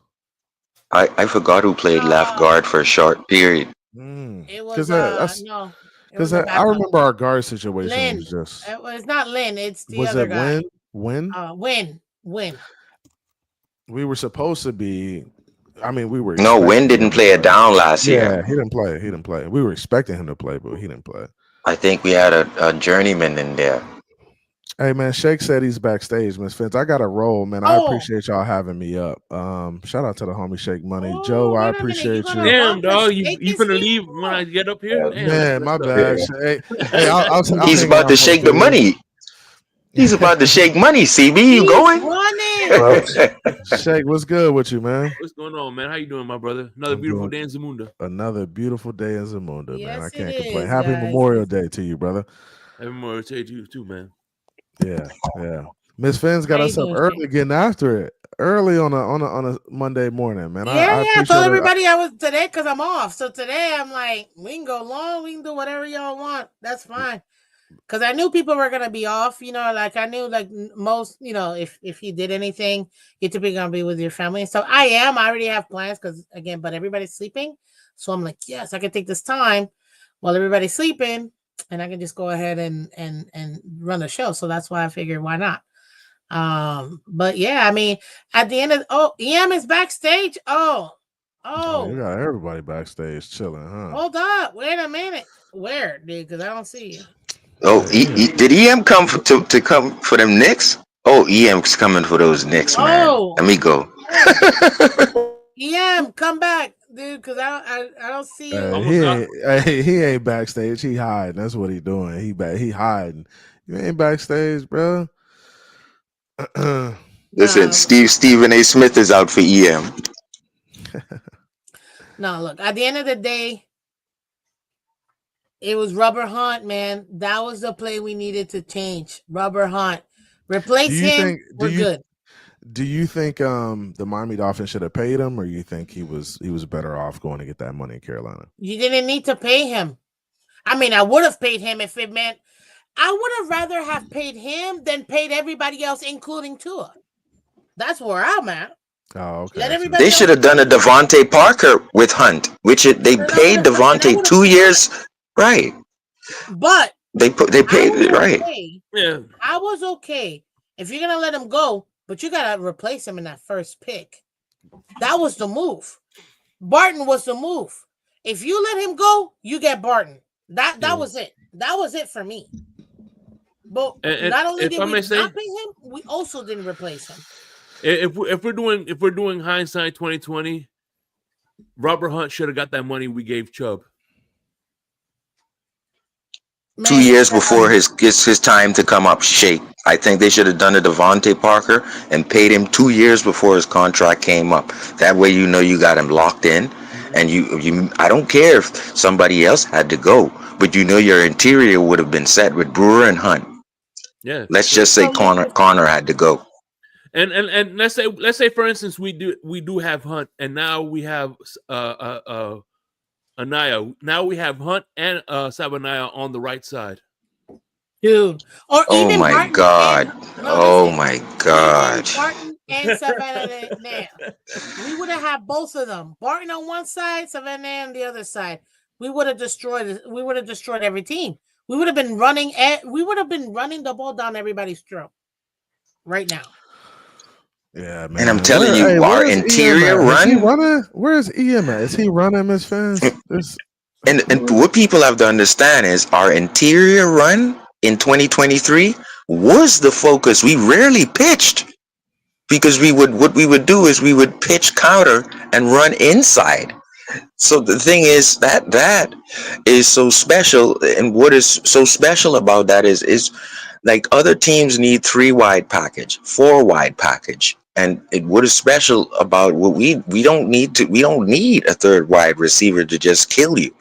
And so that the reason for that is because you got guys not necessarily moving people off a spot, but your outside zone is so perfected that to the point where guys can just seal people in and do their jobs, and then A chain finds a crease and then he's off for 50. Those type of things get jammed up a year later. Last year those things were jammed up, we couldn't. And so McDaniel, to his credit, he adjusted and go to the wide receiver screen, would failed immensely because he realized he couldn't run inside anymore. Who won the Tunsil trade? Because at this point, I'm thinking Texans might have actually gotten the better hand. Because it wouldn't have been the Texans, in my opinion, if we would have done the moves we needed to move. And one of the major ones is replacing Hunt. The other two pieces, we were able to get serviceable outputs from what we got. The only one, which is why I say you can get an edge in the second round. You can get an edge in the third, and that gotta be very, very good. But you can't pick no O-line starting NFL O lineman in the second or third. That's gotta be first round pick, period. Hey, Robert Hunt was a second round pick. Yeah, but he was what, high 7th round pick when we picked him, though, right? I believe Between mid and high. Yeah, and he probably was like the second Hey, tackle or third Hey, Miss tackle. Phins, I'm gonna come back through. I'm waiting on that guy EM. I'm gonna come back through. Let him pull up, and I'll come back through and wreck shop real quick. I appreciate you having me though. Shake Money, have a good day. Joe, Sharif, I appreciate you, man. Hey, yeah, make sure y'all hit that like button and subscribe, man. Miss Phins is one of the best in the game. Pull up, Appreciate you, man. subscribe, like, all that. Share it with the people. All of that. I appreciate you, Miss Phins. Have a good one. Thank you, man. See you soon. He was 39th overall. All right. So, All right, CB. Robert Hunt was 39th overall. 39th overall. What is that? The 4th pick? 5th pick out of the second round? They got 32, so 32. 32, 37th pick out of the second round. Yeah, he was right outside the first round. That's still first round talent. You're not picking 50th or 60th or 70th. You know what I mean? Like you're picking first round talent in that top 5, top 10. And that's kind of where Sabanea came from too. Sabanea, that's why they moved up to get Sabanea.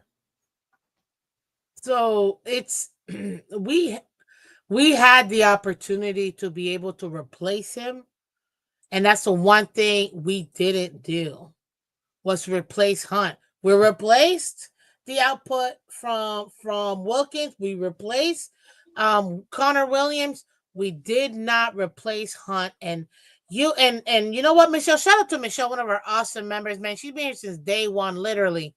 Hunt's been a dog since day one. But this coming right here when she says that wasn't hindsight. That was apparent real time on Hunt. You knew when you let go of Hunt, you had to replace him. And there wasn't oh, well, maybe we can't. No, you already knew that was a play. You had to replace him. You knew that already. But what happened? Well, what always tends to happen, unfortunately, for the Miami Dolphins, yes, we have other positions of need, but the ones that we know are going to make the major difference, we don't get. And that's where we were stuck with what we're stuck with at this moment. And it becomes very frustrating if you're a Dolphin fan, because you know for a fact we've had so many opportunities to put this team in the right position, and we just keep failing. If we would have had that production out of Barton, we would have had a run game. Mostert would have still been productive. Achane would have been even more productive. Then when you get Jalen Wright, you got his production too. And that run game allows for the passing game to have some breathing room where not everybody knows you're out here literally doing zim, zim, zim, zim, zim. Oh, freaking screen pass, screen pass, screen pass, Screen pass. Like, oh God, I just Mike McDaniel, man, he needs to do something. What's up, Mike D? Oh, Mike K, sorry. Howdy, partner. Welcome, Jafango. Welcome, Sean. I see you guys. I see you. Oh man. Happy Memorial Day, guys. Shout out to everybody that made the ultimate sacrifice. Thank you. And for everybody serving, well, just want to take a moment real quick to say thank you. Anybody that served, thank you for your families too, because you guys are also making that sacrifice for us. And we wouldn't be enjoying, talking about our Dolphins without it. So thank you so much, guys, because without you guys, we don't retain the freedoms we have. So that's what today is about. And I just wanted to go ahead and remind everybody. So thank you guys. Thank you, thank you, thank you. But Shake Money, man, talk to me. What do you think right now with all the changes in this off season? What would you say is one of the changes that you think will actually improve the team? Like, which one do you think it's okay? Like, this one really is gonna make it happen. Well, I would say definitely the players that we picked up in the draft on the trenches, I think is going to help. Kenneth Grant. Especially you got to know, you got a space taker, it's going to really help out the edges get home, So I think that you look at the AFC North, the Steelers, Ravens, they really don't have top flight cornerbacks or top, except for maybe a safety, but they really don't have top flight cornerbacks. So if the front seven does what they have to do, the quarterback ain't gonna have time to pass the ball.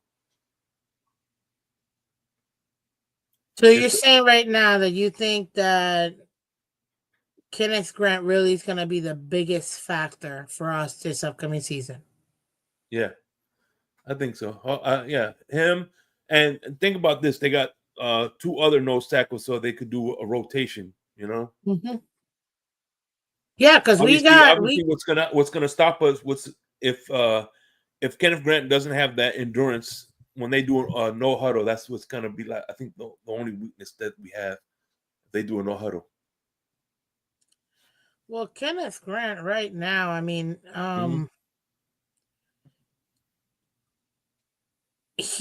which I wanted somebody besides Benito Jones. So thank God, even though Benito Jones is fine as a backup, but I needed somebody besides Benito Jones. We're going to be able to run stuff. I think that's going to help us a lot, especially with these mobile quarterbacks. You know what I mean?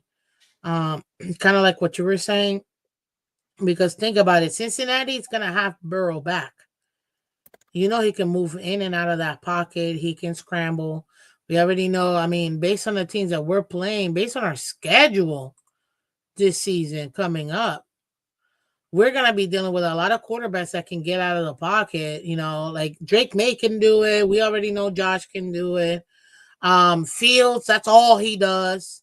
You know what I mean? Even Herbert as well. So we got, and obviously Lamar, we've got quarterbacks specifically this year more than any other year, I think, that are going to end up being mobile quarterbacks that we have to really pay attention to.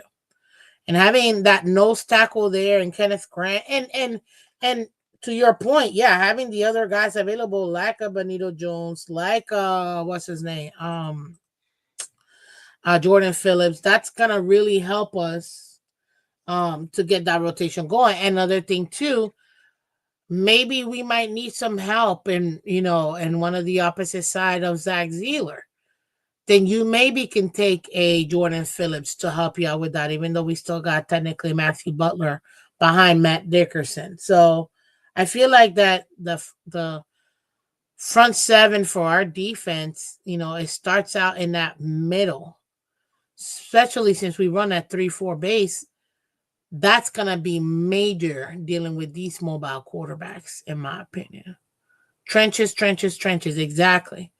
So another pathetic career draft. Look, the first two picks were exactly what I wanted. After that, you know what I I mean? think I think Zeke Biggers is going to make the team. You think so? Yeah, yeah. He used to be like 360 when he entered college. He was a big guy, 6'5". He's a multi-sport athlete too, so he's got plenty of athleticism. He trimmed down. I think he's like 325 now. Zeke, for real? Yeah, yeah. That We big? got us. I think we got a steal where we got him. I mean, yeah, didn't we get him in the 7th round? Like, wasn't Yeah. he our last pick? Biggers? Emphasis on the Biggers, yeah, he was. Biggers was, yeah. He's 320 right now, 6'6" out of Georgia Tech. He was our last pick. Yeah, I think he makes. He's a DT. If we can manage to get him, if he is multi-athlete like you're talking about, multi-sports athlete, then we might even be able to use them on the line. I mean, it's going to be crucial. Look at the QBs we're facing this year. I don't know much about May and his mobility, but Justin Fields and Josh Allen are going to be running on us. It's going to have someone there that's big to stop the center, but can actually have lateral movement and force the QB to go a little bit wider than he needs to, so the other guys can come get him. I think that's in defense of Channing Tyndale. I think Channing Tyndale did a average job against being a spy. He brought down he brought down the Bills quarterback a couple of times when we had him as a spy. So have a cleaner pocket to bring an Allen down now. You know what I mean? So spying Allen wasn't a problem for us last year. I think getting the clean pocket in order to bring him down beyond the first down was a big problem for us last year. And once he gets momentum, he's got a few extra yards every run.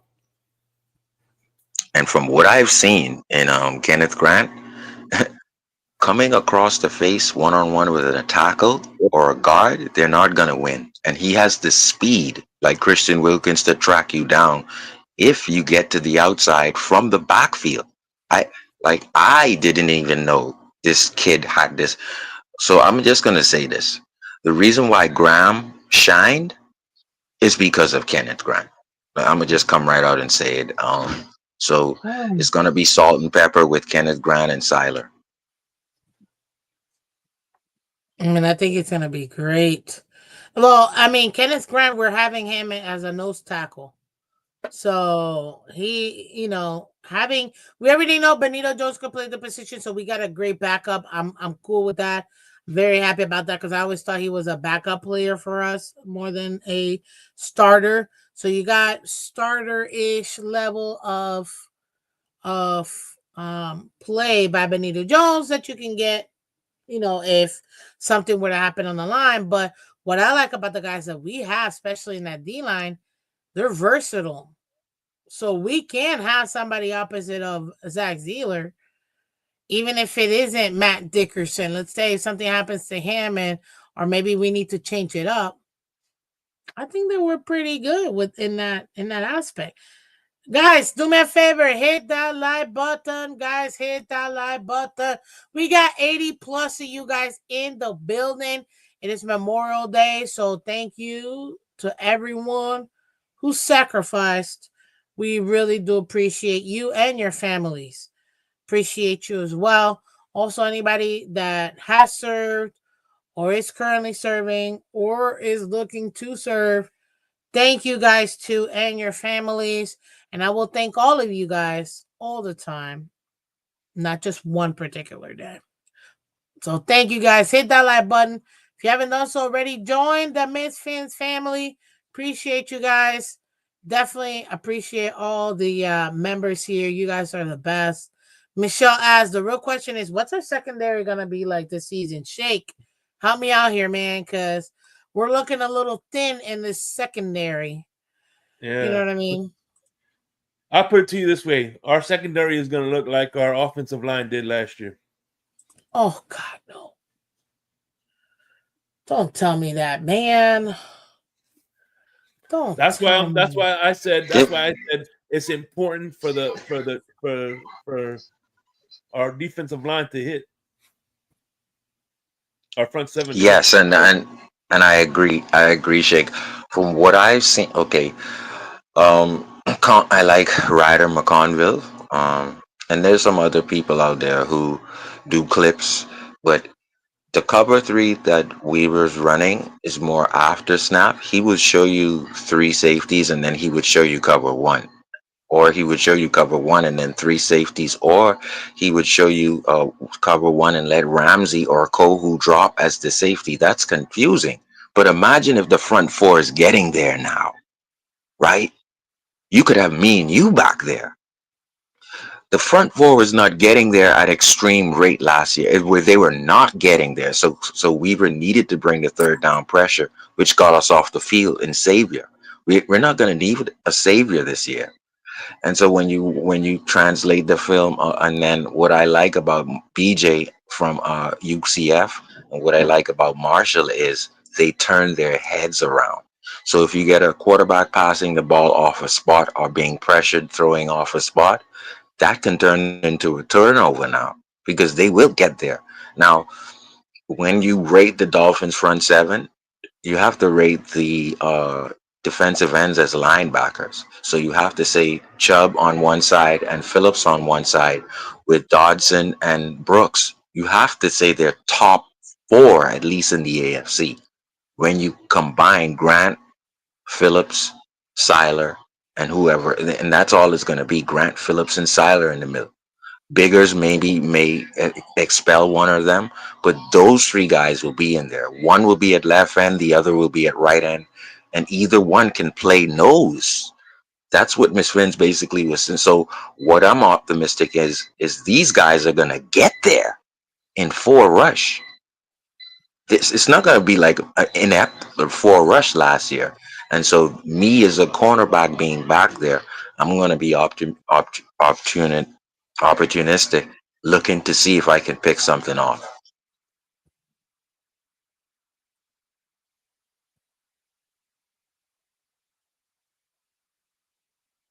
Yeah, but that's if and only if.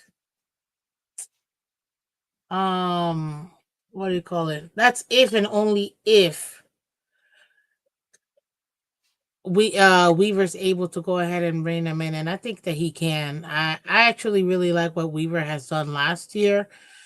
Kind of managed with what we had. I mean, the production was there. So you give him the opportunity to now deal with this situation.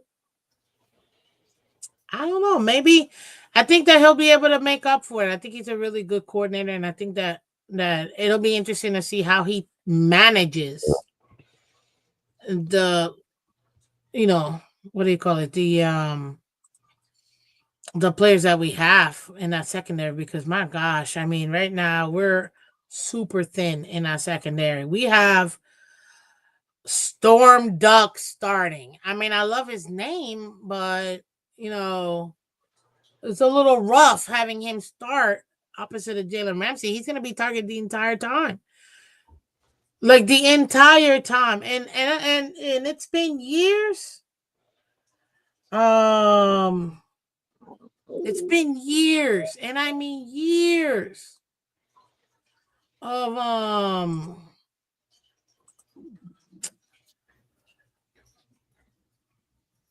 oh god. Nah, I lost my train of thought. Sorry. You Personally, said it's I been lost my years. train of You thought. said it's been years. It says a good defense. I think Oh that's yeah, what we've you're had a good trained of. defense. Mm. Exactly. Um so I expect the defense to continue to be good. There you go. And what I'm looking for is because people are expecting us to go front four. The front four is going to be Jalen Phillips or Chubb coming down Thank you, to Lou. join Seiler, Phillips, and Kenneth Grant. That's the front four. So it's basically 3-4. Our ends are going to be named linebackers because it's going to be Brooks and Dodson in the middle. Now, when they run, they're going to run on Seiler, Kenneth Grant, and Phillips. when they run on that, Dodson and Brooks are going to have a cleaner pocket to just wrap these running backs up. That's a fact. Because if you see how is remember now, Jordan Phillips, he was the nose tackle. Kenneth Grant, he played nose, left end, or right end. He's joining Siler. When they game, a game is when I twist on you, when I twist this on the side of you. When they do those twists and all of a sudden Siler's coming around like a bear because they can't deal with Phillips or Grant, that's a free open hole for a sack. Those type of things couldn't happen with Benito Jones and these other cats who they brought in, Tia Tart, and think that couldn't happen. Siler had to basically fight on his own and become his own bear. So when I hear my buddy Shake saying he's kind of doubting the back end, to me, I think our front seven is really top four, top three in the AFC because how are you gonna handle and then now you have Chubb and Phillips on each edge joining Siler, Phillips and Grant. So imagine that five coming at you. Like, what are you gonna do? And what Zach Thomas talked about on the show the other day with Mike is that basically you need Tim Bowens and Ken and Darrell Gardner ahead of you to go to the Hall of Fame. So you're telling me to my NFL opponents that when you try to your guard and your center tries to adheve Siler or Kenneth Grant or Jordan Phillips, that's what you got to deal with. Brooks and Dodson is gonna eat because of this. They're gonna eat because of the cleaner pocket to bring down the running backs.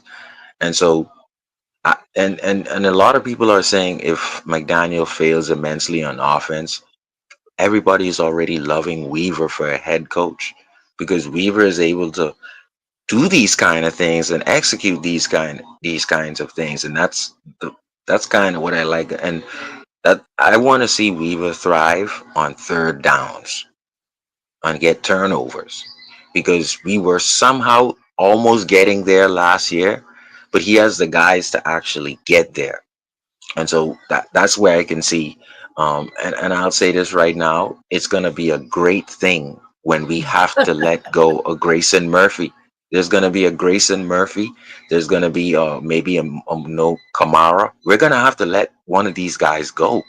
We're going to have to either decide to keep Cam Smith or keep a BJ or keep a Marshall. They're going to thrive in preseason. We're not going to be able to keep Cam, I forgot the other defensive end. The good guy, Cameron Good. We're not going to be able to keep all of this talent. And that's a Yeah, good thing. Sharif. I mean, Mhm. I'm glad. I'm happy with our front seven, at least from what I'm seeing right now. Obviously, we gotta see day one what we end up doing at the end of the day. You guys are too much in this chat, yo. Too much.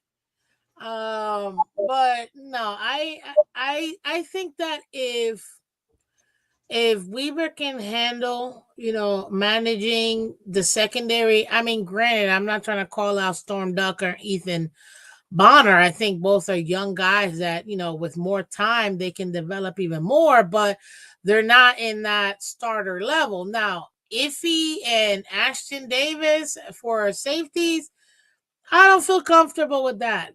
I mean, Elijah Campbell, at least he's got some experience, so I feel him. I'm happy with him. This is a very sus secondary that we have. Weaver's gonna have to come up with a way to be able to mask it, in my opinion. That's where I'm at right now. Now, question Joe and Shake, and Chet too, obviously. If you guys think this offense, do you think this offense, because we still got offensive players, Savannah Vea and also a couple other guys too. With this offense, though, I don't think it's better than last year, so I'm not even gonna ask that. Do you think now that we have this kind of O line that we'll actually start having production in this run game like we did in 23? Because that's where in my opinion we dropped the ball was the O line with Robert Hunt. You think that'll increase the production, Shake? Well, to be fair, that this offense is better than last year's offense is a question better for this time next year. You know, That is true. That is true but because we got to see what they do.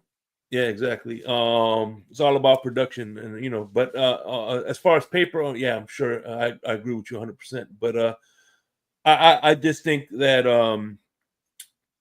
I hope that the running back that we picked up, that Mike actually uses him on those short Oh, down situations, or at least has them in there to give the illusion that we're going to use him and then pass. You know what I'm You saying? mean So Madison or Gordon? no, the new running back we drafted. Oh, Ollie Ollie. Gordon the second. Yeah, Oli Gordon. yeah, Oh, Oli, whatever his name yeah, is. Ollie Yeah, Gordon. I'm hoping that he actually does use him, and he's not a healthy scratch like he did with Wilson. I mean, last year he did the healthy scratch crap with Jalen Wright. Jalen Wright. There's no need. Yeah. No need. We needed I we think needed Wright to get in some touches, man. That's the problem that we like. That's yeah, that's my problem. But then again, you didn't have the O line to allow these guys to run. exactly. So it Yeah. now And with Kenneth Grant, well, sorry, now with Savannah Naya and with the O line that we have established, I Mm-hmm. think this is gonna allow for our run game to kind of come through, which we desperately need for this offense to have any chance of being productive. Do you think we'll get to the level of 23 production or close to it? By the way, I agree with AB. You know what? This room isn't as finesse as it was last year either. More It's a little physical more than physical. Speedy. All bruisers. HN can play any position. HN really can. He's your Swiss Army knife right there. He can play receiver on the outside, in the slot. He can still be your running back behind um uh sorry, my brain getting tired here. Um I did it again. he can come out the backfield, He, play wide, and he did some of those yeah, special come out the things like go backfield. Thank you. wide as a receiver, and that confused the defense in 21 personnel package, which left Engel as the only back. Those kind of things. If you be, you still need the interior O line because you ain't tricking nobody with no O line doing that. No. But if Jonah is able to do what we think he can do, then that O line should be okay. I mean, you have Tehran. We just this freaking team. You got what? Patrick Paul now, second year. We'll see how that guy does. My God, I just can't believe that's. Yeah. And Pharaoh Brown too. When you're looking at I formation, you're expecting Pharaoh Brown to pin the inside on the right side, and then HN is just gonna follow right behind Engel. This is an inside run right on the right side. Those type of things couldn't happen. You Well, expecting yeah. Pharaoh Brown, who's coming from Seattle, I expect him to be able to seal that inside pretty easily, and then Engel to get an open linebacker and blow him up. Those type of things can Who are happen you talking now. about? I can Pharaoh? see. Pharaoh's a tight end. Um, Yeah, yeah, yeah. he's a great He's a running great tight tight end. end. No, I agree. But For right now in the O line, we got Austin Jackson, then we got Jonah Brewer. If James Daniel, from what my brother tells me, because he's the Steelers fan, if James Daniel can come to form how he was pre-injury, then we got a solid left guard. A solid left guard. And if Patrick Paul cannot get flustered by stunts or whatever, then I think we might have a semi-solid O-line, which Well, should in turn allow for a run game to flourish and develop. Now, Well, one I thing I like about Patrick Paul's physical traits is that he's big enough to kind of make up for his mistakes. You know what I mean? Where he oh, has his the wingspan is insane. Yeah, yeah he's like, doesn't he have like a 7 foot wingspan or something? Like you're yeah like, what the he's heck? huge. He arms like, yeah, he does that. He can recover. I feel like better, but he's still really young. Like I still Mhm. feel like he still needs to develop. I don't fully trust him in that left side. We gotta see what we're gonna do. We don't have nobody else really. I mean, behind him, who do we have? Ryan Hayes, yeah, that's a backup. Keon Smith, backup. We don't really got starters like that. It's tackles, Larry Borum, Brandon Day. Like none of these guys are gonna end up making the 53-man roster. So you're gonna probably carry what 7, 8, 9 O linemen, but it's not gonna be all of them. So this is I expect Keon Smith to make the team because he was projected he's already. to actually be ahead of Paul, and Jackson is the backup. I mean, I'm sorry, not of Jackson. He was ahead of Paul to be coming in if Teron went down, but he went down in the preseason, which was sad. But Keon is very good coming in. We gotta see at the end of the day. That dude Ian Baller never hit the line. Oh, stop it, CB. EM said he was in the backstage. I didn't see him, but hopefully Now, I we would can say get. this, right? Remember when we were transitioning from Gesicki, Miss Vins? I think Mhm. Greer has failed to transition from some positions now. We can say 3 years later, right? Remember, he transitioned nicely from Gesicki. He transitioned nicely from guys like free safeties like I forgot. I liked him too, Bobby McCain, and Greer has transitioned from certain positions very good, very nicely. He is not transitioned in cornerback very good. He's not transitioned in linebacker until he got Brooks. He has not transitioned last year with the backup quarter. So with the quarterback, he's not transitioned off of Robert Hunt as you spoke about. So Greer is now learning that you got to transition quickly because you see that your team will suffer. You've seen enough of Tua and you've seen enough of the running game to know that you just can't. Oh, Eichenberg will take over. Well, you failed at that. Eichenberg will not take over from Robert Hunt. Are you kidding me? So Greer has to do a better job of he has to do a He ain't better gonna job of listen. saying I'm gonna be honest. I'm transitioning with Eichenberg. No, it's not gonna work. No, it's kind of rough. That's where we're at right now. It's kind of rough, and I think it's gonna be interesting. Okay, let me get a record prediction from all of you guys because I went through my record prediction, guys, and I think it was kind of fun. I'm not gonna lie. Um, so I have my record prediction of what I think, but based on the schedule, let me pull it up. Based on the schedule, what you guys think? What is this? What is this season gonna look like for us? Way too early prediction, people. Relax.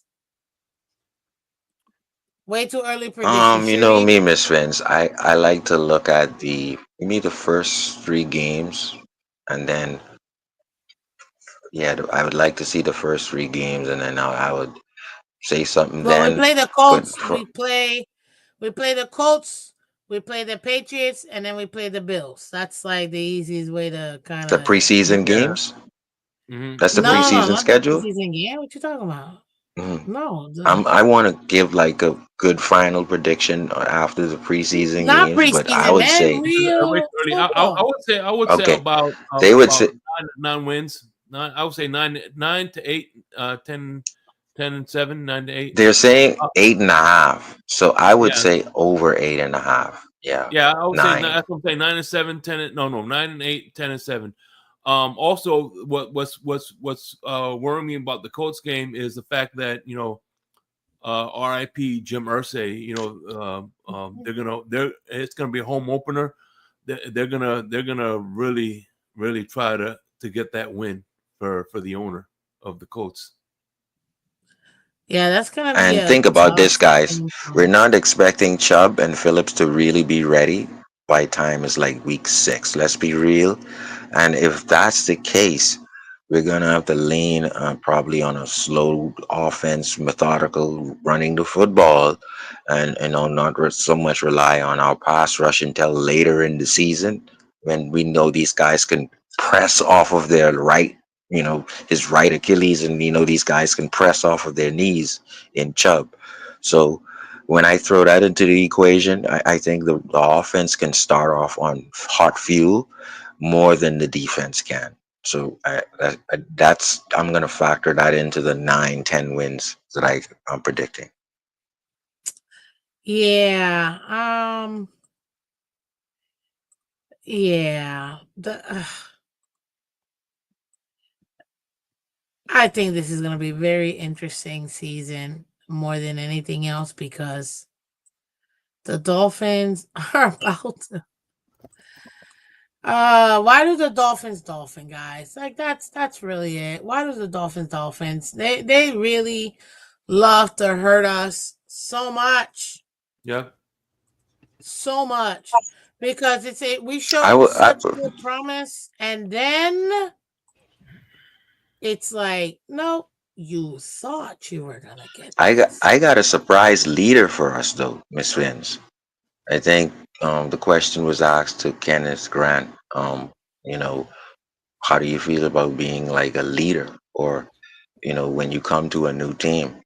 And the kid said, "I'm a culture changer." And so, And I like um, that. what I like is that he's gonna stop you, right? The opponent, I mean, and then he's gonna earn that seat. I think he's gonna get the captain next year. I truly, and being a kid like this who can do something like that and then earn that seat, like a Christian Wilkins, I think that's gonna change the way the whole mentality of the Dolphins. And I'm proud of what he said, because for you to say Okay. I'm a culture changer, man, you're coming right into the locker room, and you're gonna work, and you're gonna expect guys to work at the level that you are. And I'm Yeah, saying but this he's a and rookie, I'm so stretching I'm as far hoping he out as can. I Yeah. I know.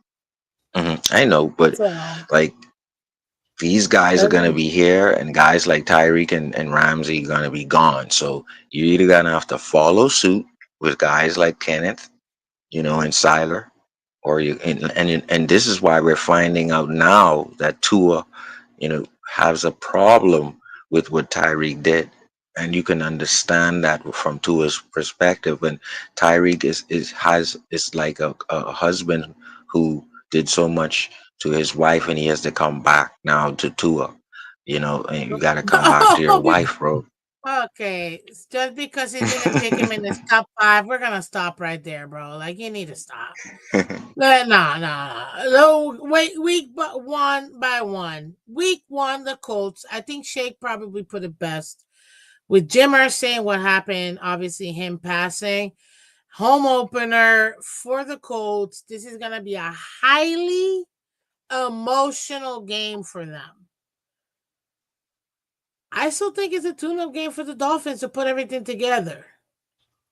But one thing that I said when I did my record prediction, we've got four conference games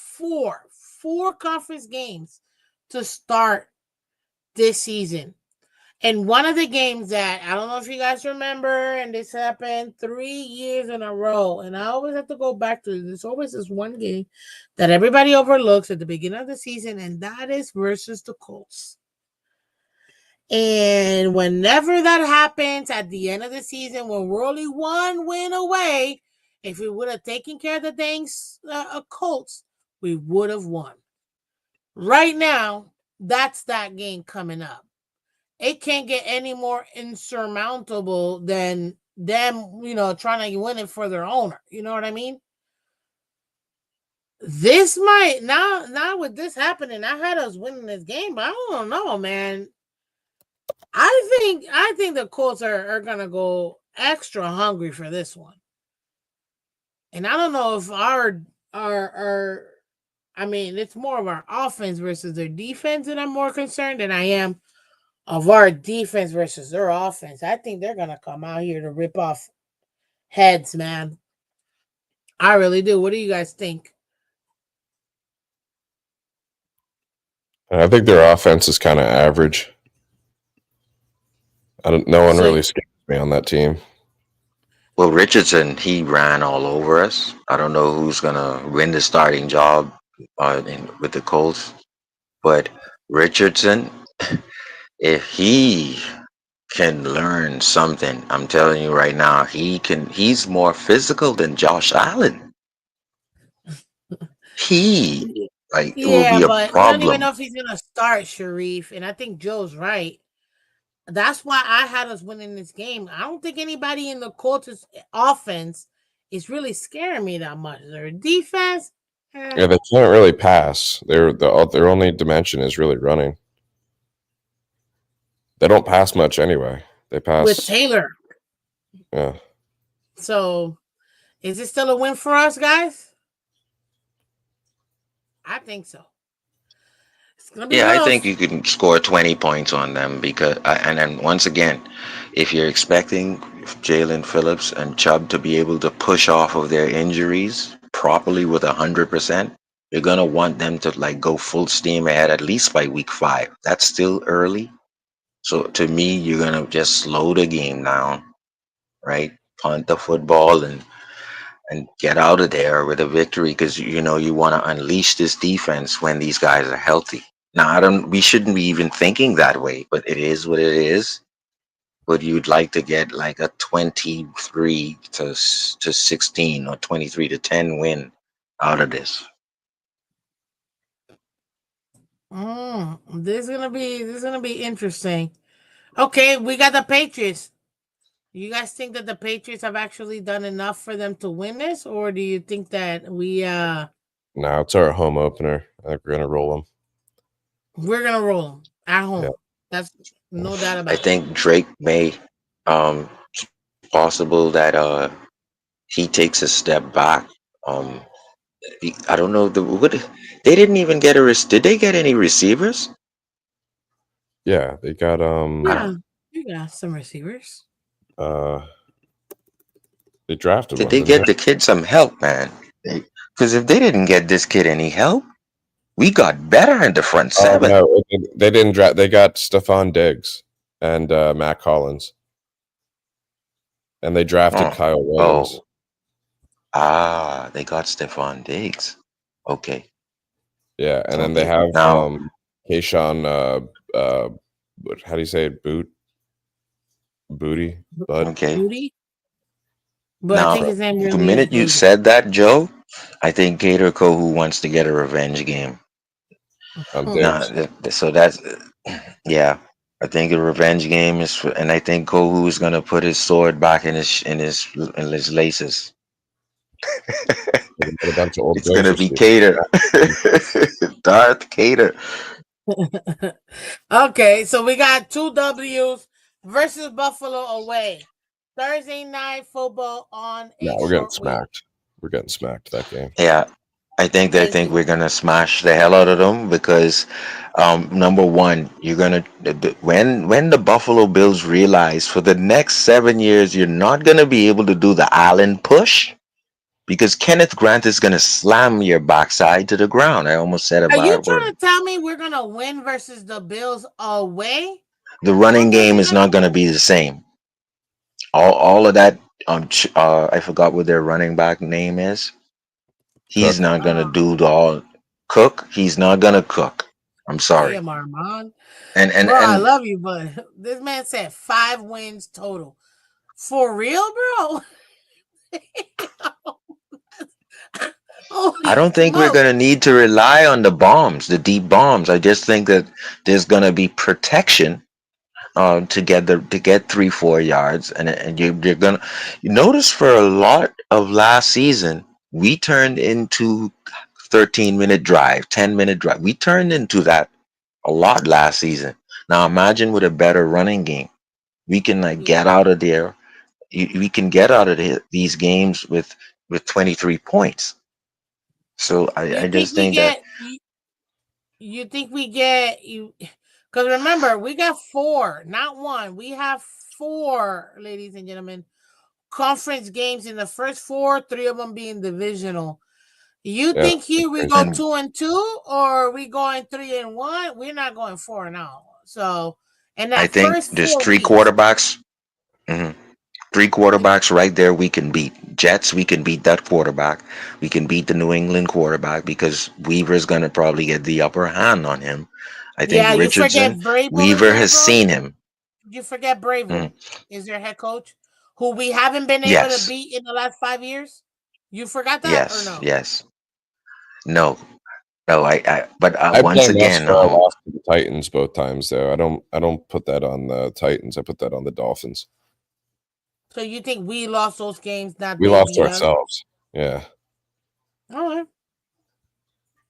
all yeah. right, all right. yeah, Well, hey, I just think Drake May is gonna not be able to beat Tua.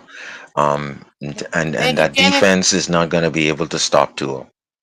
And I know Tua Non is just loving it now. Hey, but Tua is very elite against these three quarterbacks, except the Bills quarterback. I think we go 3-1 in those first four, and then if you look at that second bar of the next four games, our fan base is going to be salivating, looking at the Panthers, who are probably going to be still kind of mid. The Chargers are probably the tough one there, but the Browns, they're probably going to be floundering, and then the Falcons, we don't know if they're going to have an actual team with Penix or not. So in those 4-8, you're looking at what, like a 4-2? I I mean, mean, 4-4, I think Atlanta is good. I six and think we're two. going like no 6-3 at the worst going into Baltimore or into the Baltimore game before we start getting dashed. You mean 6-2 Well, then? the Because Panthers, right? Oh, Didn't sorry, yes. who are Stroud the get the losses? job back later? Who are the losses though? Hold up, Sharif. Joe, who are Bill- the losses right now? Bills and Chargers. So Bills and Chargers. Bills and Chargers, I think, are losses. Yeah, even at home, I think the Chargers, they've got a good coach. They're building their team right. They've got a dominant offensive line. I think. I Thank you, think. Shay, for coming. I don't know what happened, but appreciate you, man. Guys, hit that like button. Hit the like button. Share, subscribe. Appreciate y'all. Okay, so we're 6-2 at that point, right? Yeah, and then I think we Um, go into that three in a row, and our fan base just goes off the rails after going 6-2, losing three straight, and then having to sit there in the bye week after three straight losses, saying it's happening again. It's happening again. I know that's how it's going to oh, unfold. definitely 3 straight losses right there. We've got what? Now, Um, Baltimore oh, Bills and Washington lost. We're Yeah. the Well, don't even home well, try loss. to. see that I gonna challenge that, Joe, What's because up, Okay. at Danny? this point, right after the Falcons game, which I think is the hardest game in this second level in the second row stretch, the Chargers. I think the That's fair. Chargers are in the move. They're in the transition. If uh, the kid can't do it, the quarterback can't do it for the Chargers. I think they're in that limbo, and a lot of players that they couldn't sign, they had to let go. So I think Chargers are in a mini kind of limbo. I think the Panthers with Stroud. I think Stroud is not going to beat Tua. Stroud just gained his coach's confidence back at the end of last season, so I think that's a team probably going to be vying for the top 10 pick. Mm, I don't know. I mean, I think that offense is going to be a problem to deal with in the Chargers because I agree. I mean, Herbert's never been a question in the regular season, and now they've got Najee Harris and Omarion Hampton at running back. They've got And their entire offensive line is first-round draft picks. They've got Mike Williams still at receiver. They added Lad McConkey last year, who's proven he's solid, and now they've got Trey Harris as well that they've invested high. And I think they're really building that offense. I don't know much about their defense, to be honest. They yeah, but But no. They actually were pretty decent in defense. But one major thing that you missed out is their head coach, Harbaugh. Yeah. That man came in one season, changed the culture of that entire team.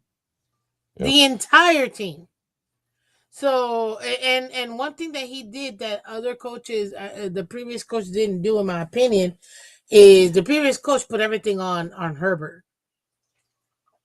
This, Go ahead. oh, what's that, Sharif? Well, thank you for coming. This guy, nah, man, he straight, and I mean straight put, what do you call it?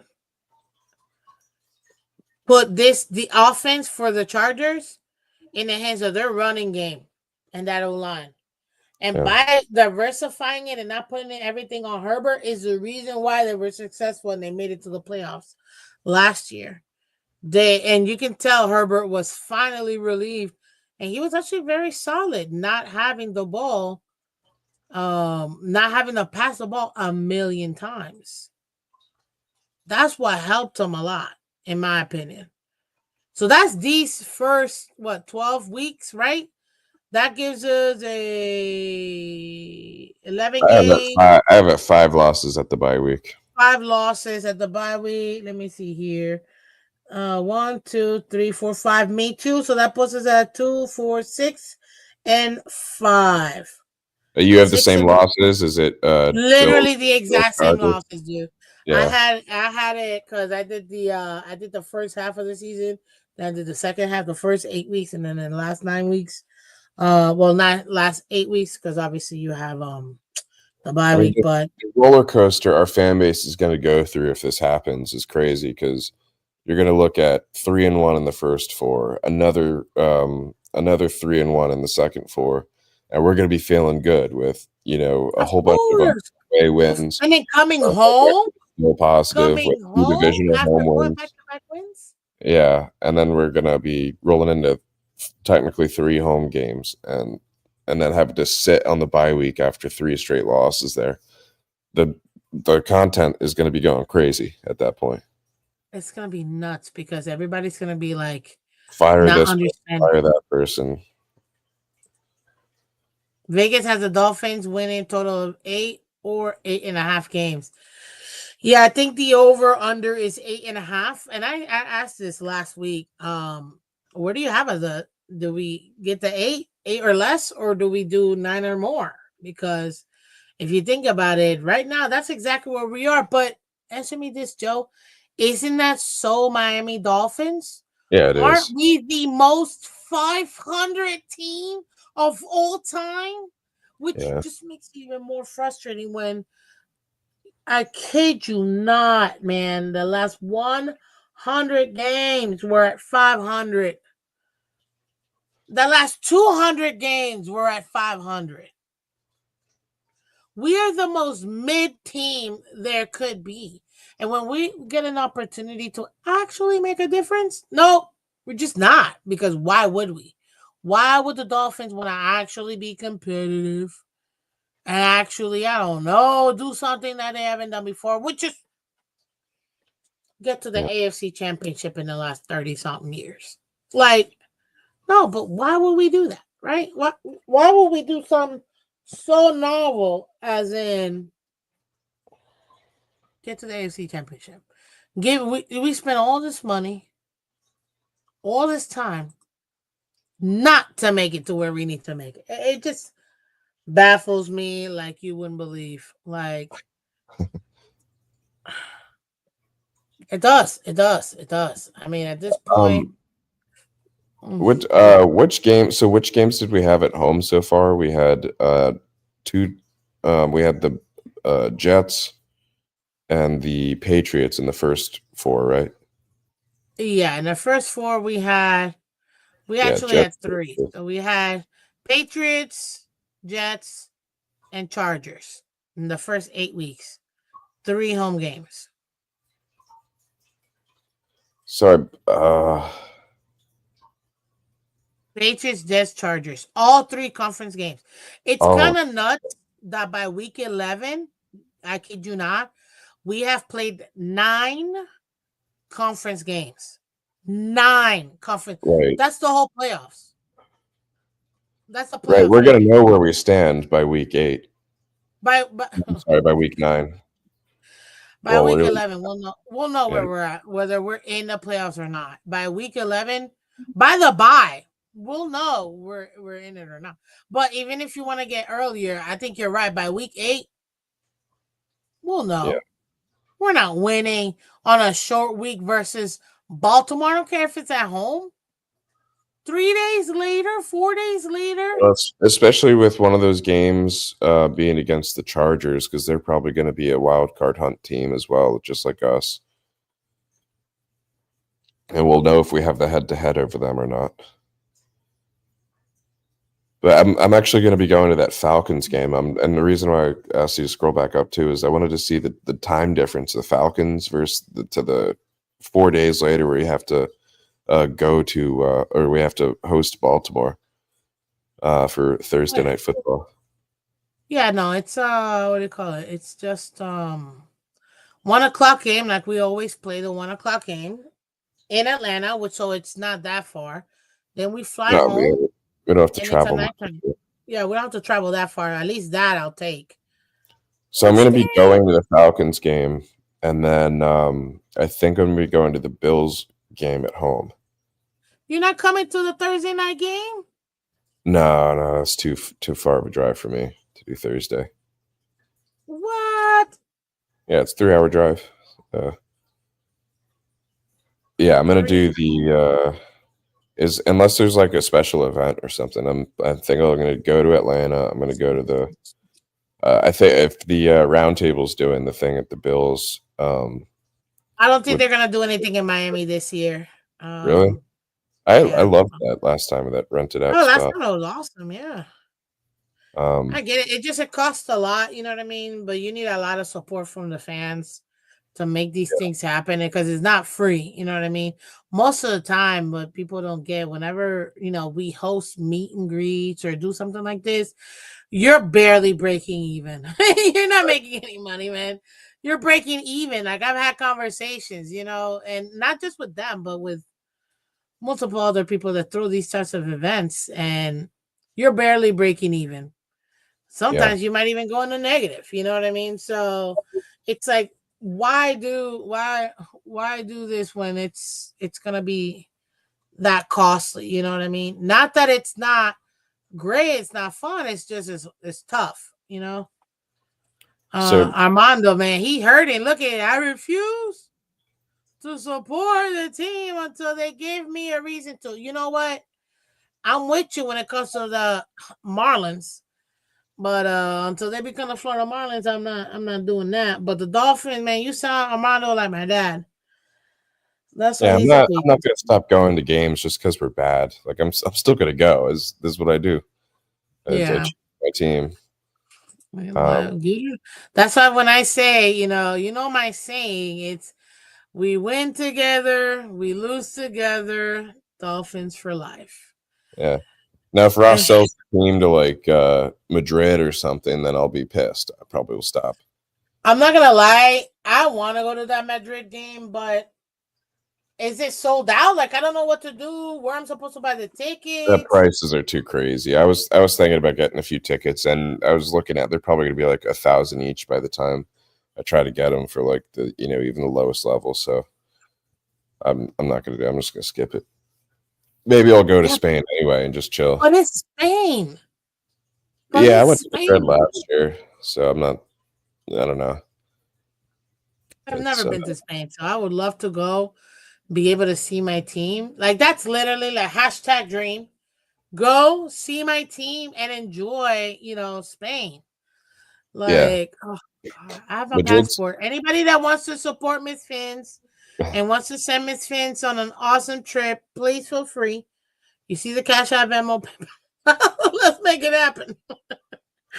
I like Barcelona more than Madrid. The what? Madrid kind of reminds me of New York City. Like I didn't find anything too special about it, except for the food was pretty solid. Yeah, but I hear that in Europe you can take a quick train ride anywhere. Yeah, You know, you can go to Barcelona, you can go to Valencia, you can go to the south of Spain and that was boom, my right trip. there. With friends, I did Barcelona, the train down to Valencia, then the train over to Madrid. Yeah. So you can do that and spend a few, whether it's like a day or a few hours and enjoy, Yeah, and you Yeah, have like I feel like a week should be good, right? A week gives you enough time to kind of for explore sure. maybe a day or two in each day Yeah, each I spent a place. week in Spain. It was the perfect amount of time. I ate a lot of Exactly. chorizo too. It The was what? phenomenal. The chorizo, I ate a ton of it there. Steak. I even have it like a pre-game meal if I do end up going to that game. I know exactly where I'm going to eat again. But Yeah. anyway, I think we have us at 6-5, We're at based on. 6 and 5, yeah. So here's And then where, talking about the roller coaster of the up and then the down, everyone's going to be all depressed. I think we come out of the bye week because we have got the Saints at home, and that's like our rebound. That's how we get back on it because we're going to have a home win, and then everyone's going to be like, F the Jets, and it's going to be, going up there. I think we're going to beat them. And then all of a sudden we're going to be 7-5, feeling good about ourselves, going into a Monday Night Football game against a team that may or might not even have a QB. We have no idea. we have no If they idea. don't, if they don't get Rodgers, what are the Steelers doing this season? They don't have a quarterback. Like Mason Rudolph. Did they get Mason Rudolph back? I think that's the last thing They I saw. they may be at the point where their fans are clamoring for Will Howard to start. Damn. So That's that's why intense. I think we come out of that, and I think we win 3 straight. And people are talking about McDaniel corrected things in the bye week, but then we're going That's into Sunday Night nuts to Football. me. Yeah, so people That's feeling good nuts to me. at 9-5 after a three game win streak, but then we all know we have to face the Bengals and then the Bucks, which are not going to be easy. Both those teams are going to be fighting for the playoffs too. We I probably think the Bucks might be in a better position where if they drop one to us, it won't hurt them because it's out of conference. But we're screwed, in my opinion, Sunday Night Football versus the Bengals because again, it's another conference games, and you know dang well the Bengals are going to be battling for the what do you call it, for the playoffs, and that just leaves us screwed because you got the Ravens who are going to be fighting in their division, Bengals as well, Browns are nothing, Steelers are nothing. Steelers, we know one thing, they're going to have a winning season. So one thing we can almost guarantee, just kiss it, boom, it's done. Steelers are getting another winning season. They're well not the, doing jack with it though. those two offenses, the Bengals and Bucks, 2 weeks in a row, I think we're giving up like 400 plus through the air. Look at those Well, look receiver at that sets on both secondary, those man. teams.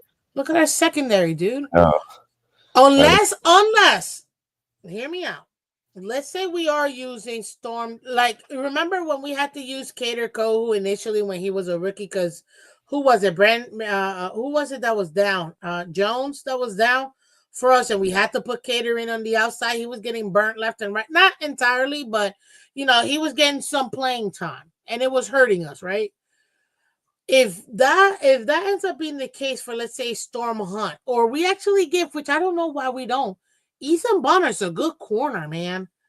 If we can get these guys, maybe play those two, opposite of Ramsey, and just keep giving them reps by the end of the season, they're gonna have a lot of touches, that's for sure, because they're gonna have plenty of opportunity because every defense is gonna target them. You might be surprised. One of those two might actually end up being, one of these young guys, kind of like how Ramsey looked in his second, third year in the league with the Jaguars, where you were like, dang, who is this dude? You know what I mean? Lockdown. Maybe one of these two can get it by getting that exposure and that in-game playing time. We might be able to actually have one of those two guys. I don't know. Maybe be decent where it might not be too bad for us, playing the Buccaneers or playing or playing the Bengals. I'm not saying we're beating the Bengals. Look, I got us losing to the Steelers. I got us losing to the Bengals. But I do have us winning versus the Bucks. I think that we can squeak that one out. Godwin and Evans and Igbuka is absolutely terrifying. But They we can don't have to worry about the Bucky Irving entire time and know that they're going to have a guy wide open every single time because we've got basically backups at that point covering all their receivers. Like the Bucks, I'm pretty sure they've got Jalen McMillan. They have do. Sterling Shepard. They added Tez Johnson from the Ducks, who he played alongside of Bucky Irving on the offense with the Ducks. I'm sure they were loving getting him on the team too because Bucky worked out. Mm-hmm.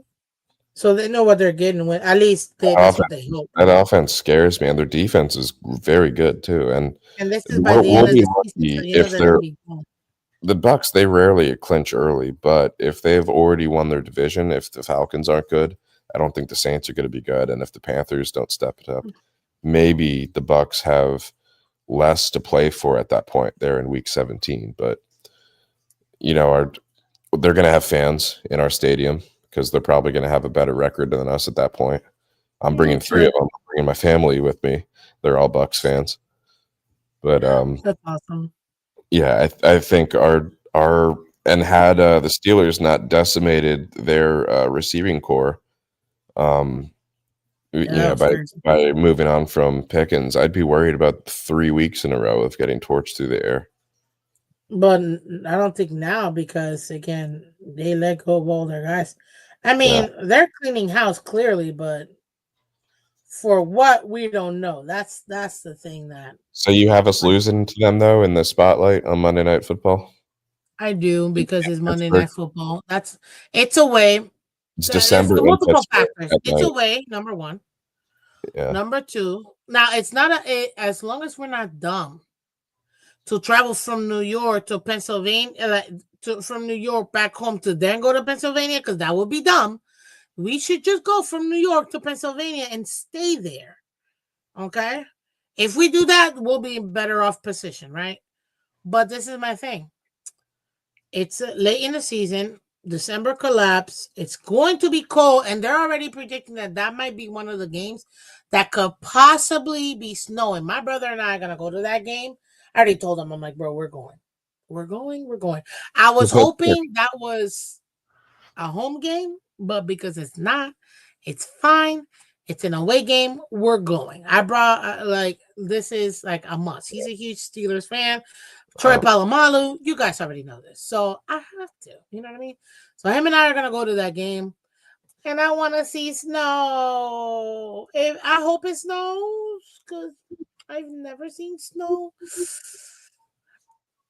I can't wait. I've never seen snow except in movies. Oh, wow.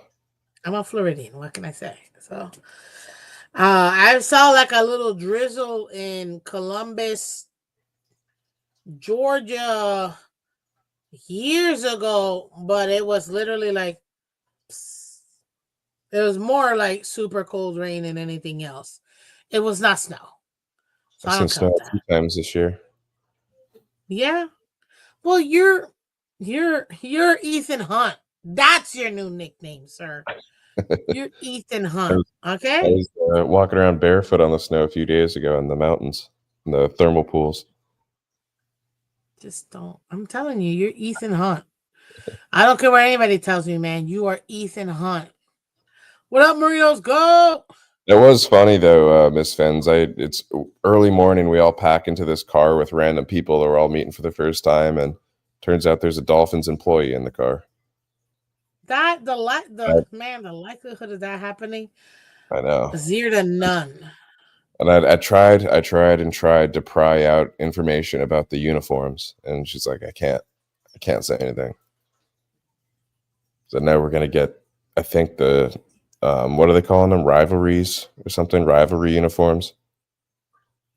What kind of uniforms? Oh, so the AFC East and the NFC West each have a game this year where they're going to be unveiling a new uniform, like an alternate uniform. They're kind of like how they did Color Rush in the past, but it's just Okay. each year, two divisions are going to get to unveil their quote unquote rivalry uniforms. I don't know if it's for divisional games or not, but it's supposed to be like probably branded by Nike or something. And the rumors are that we'll have Vice uniforms for that. That's BS. They're never gonna do that. I Now, call major bull.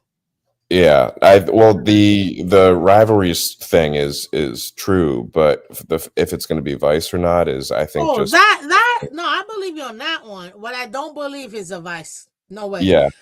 I could see them maybe doing like the navy blue. Like, oh God, if we would have worn that Yeah, the Navy. gorgeous navy blue jersey we used to have that we never played with, but they sold them. Yep. God, I could see that was those so orange. gorgeous. Though I could see the orange ones coming out, or that. Everyone's been showing like the concepts that someone came up with like 3 years ago for the Vice jerseys, and that was just someone's random digital artwork. Yeah, And that was people are just some saying like, random "Oh, it's a dude. fact." And people swear it's like, oh, it's the truth. It's the truth. I did like the white Vice jerseys that FIU did this past year. Those were actually really cool. But I think I can't wait to find out when we're doing like throwbacks and stuff. So I don't remember when they announced that. Yeah. That we gotta see what ends up being, but I think it's actually kind of interesting because if you take a look at it, man, they have a lot that they can work with. They do. They got a lot that they can work with. They got a lot that they can work with. But I don't know. I don't know if they're gonna do. I don't think they'll do us right, man. Yeah, I like the throwbacks. I like seeing us in the white throwbacks.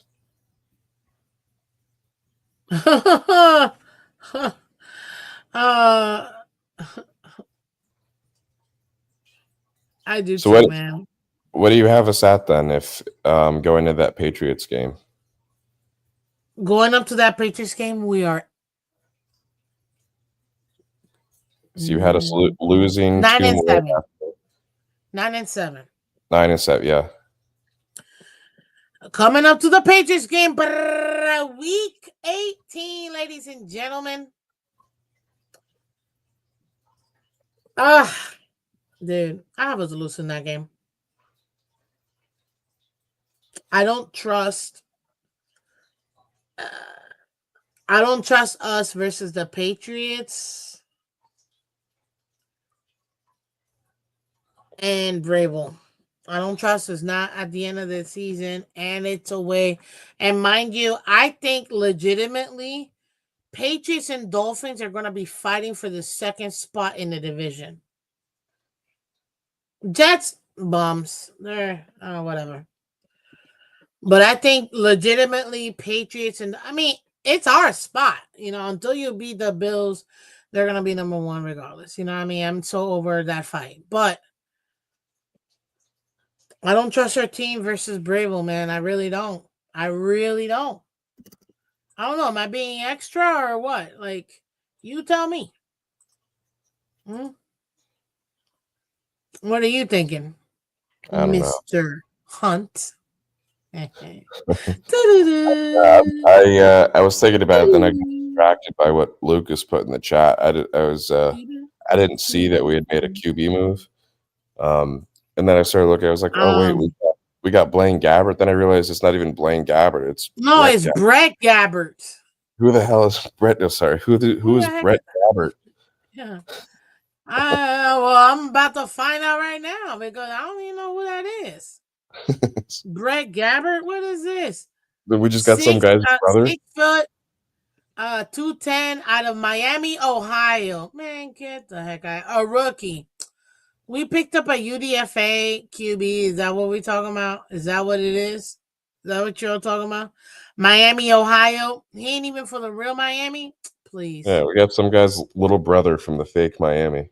I swear. Now, why do people do this? Why? Why do people do this? Listen, the truth is Zach Wilson's going to take over after week 4, and there he goes. I don't trust Tua playing 17 games. Yeah, I think that we got host in that year when he wanted to get paid, man. I think we did. AB says that we're winning week 18. What do you think? You think I'm with you on the record that we have going into that game. I think our only difference on games here was Steelers and Bucks. That was the only two that we had different. So we'll beat the Steelers, we'll lose to the Bucks, is what you're saying? Yeah, that's what I think happens. Again, a roller coaster. 3 straight losses before the bye, 3 wins after the bye, and then wake up call with the Bucks or with the Bengals and Bucks, and then our whole fan base is just mum going into week 18. But I think we win it, and I think we dribble into the playoffs in typical Dolphins fashion at a 7 seed or something. Because we will have a high AFC win count. I'm going by this. I think we'll have. Well, we beat the Colts and the Patriots initially, and the Jets. That's 3 conference games. We beat the Browns. That's 4. Then we beat the Jets again. That'd be 5. We'd only have 5 conference wins by then. That's it. Now, if we beat the Steelers and lose to the Bucks, then we'll have 6 conference games versus 5. Yeah, that's what I'm saying. My having us take 2 of those L's in the total to Washington and Tampa helps us in the long run. I think that's what gets us our 7 seed over maybe one of the other teams. Problem is, if one of those other teams is the Bengals, they're going to have that head-to-head over us. They're going to have the head-to-head over us. Same thing. We're at home on Sunday Night Football. It's prime time. It's my brother's birthday, so I have to bring in my other brother. You guys know I got brothers. I got to bring him for his birthday. Like, why not? Unless he tells me, no, it's okay. Because he's going to be like, you got to bring the kids. I'm like, bro, I got you. You got to get your kids. Like, it ain't going to happen. So, but anywho. Tua's last prime against the Bengals was a disaster. I don't think he's even going to suit up for this one. I think he's going to be on. You don't think Tua's going to suit up for this one? No. I think he'll get hurt in the Steelers game. And then conveniently miss the Bengals primetime game. If that happens, Joe, it's gonna be mental. It's gonna be a mental thing. No. Prime time against the Bengals is where it all went south. I can't accept a franchise quarterback. Yeah. To be afraid of a team just because he got no. Just leave, bro. Retire. Why are you wasting our time? You already got paid. You're still gonna be paid after you retire. Stop with the big. We just got scammed, bro. That defensive front in Pittsburgh may actually tattoo him. He may get hit by TJ or Patrick Queen or Cameron Hayward or the new guy they drafted there in Pittsburgh. He may get smacked around in that game. And I could easily see it being right around Christmas where he's, suddenly missing for a game, and that be the Bengals game. So hard. We have Tua Tagovailoa as our backup. We have Quinn Ewers, who we just drafted, and Brett, whatever his name. Our starting QB is Brett Gabbert is crazy. Brett Gabbert. Now that's crazy. See, he really straight up made it seem like we got Blaine Gabbert. I was like, that's a great backup. I'll take him, but because he's got experience. But no, Zach Wilson's our starter. Tua's our backup. Quinn Ewers is the other backup. Now, interesting enough, that would put us then. You think we'll beat the Patriots then? Is what you're saying? Yeah, I think we will. I don't think the Patriots are. I don't think there's much That'll put behind. us at 10-7. I got us 9-8, but that will put us at 10-7. Yeah, If I think we get in with 10 wins at the 7th seed. Gabbard is his brother. Wait, is that his little brother? Blaine Yeah, Gabbard's brother? Brett is Brett? Blaine Gabbert's little brother. Well, first of all, that's adorable. Congratulations, young man, and at least getting an opportunity. I'm all for giving kids opportunity. You know this. Like I love that. You know what I mean? Show me something. That's all I gotta say. To be QB3, show me something, kid. But have you heard this? And you let me chat know. Have you guys heard what I keep hearing? That apparently in Texas, Quentin Ewers really was the best quarterback, and Miami should be focused on Ewers over trying to get who out of Texas. That he's gonna end up being the better quarterback in the pro leagues than who out of Texas. You think that's right or not?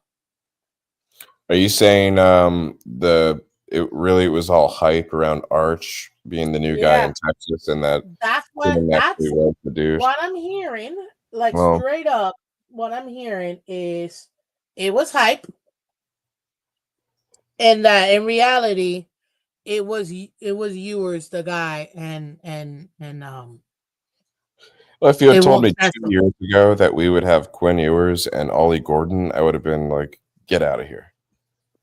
So if they do pan out to what they could have been as people looked at them 2 years ago, that's exciting for me. Let's go ahead and kick Tua to the curb.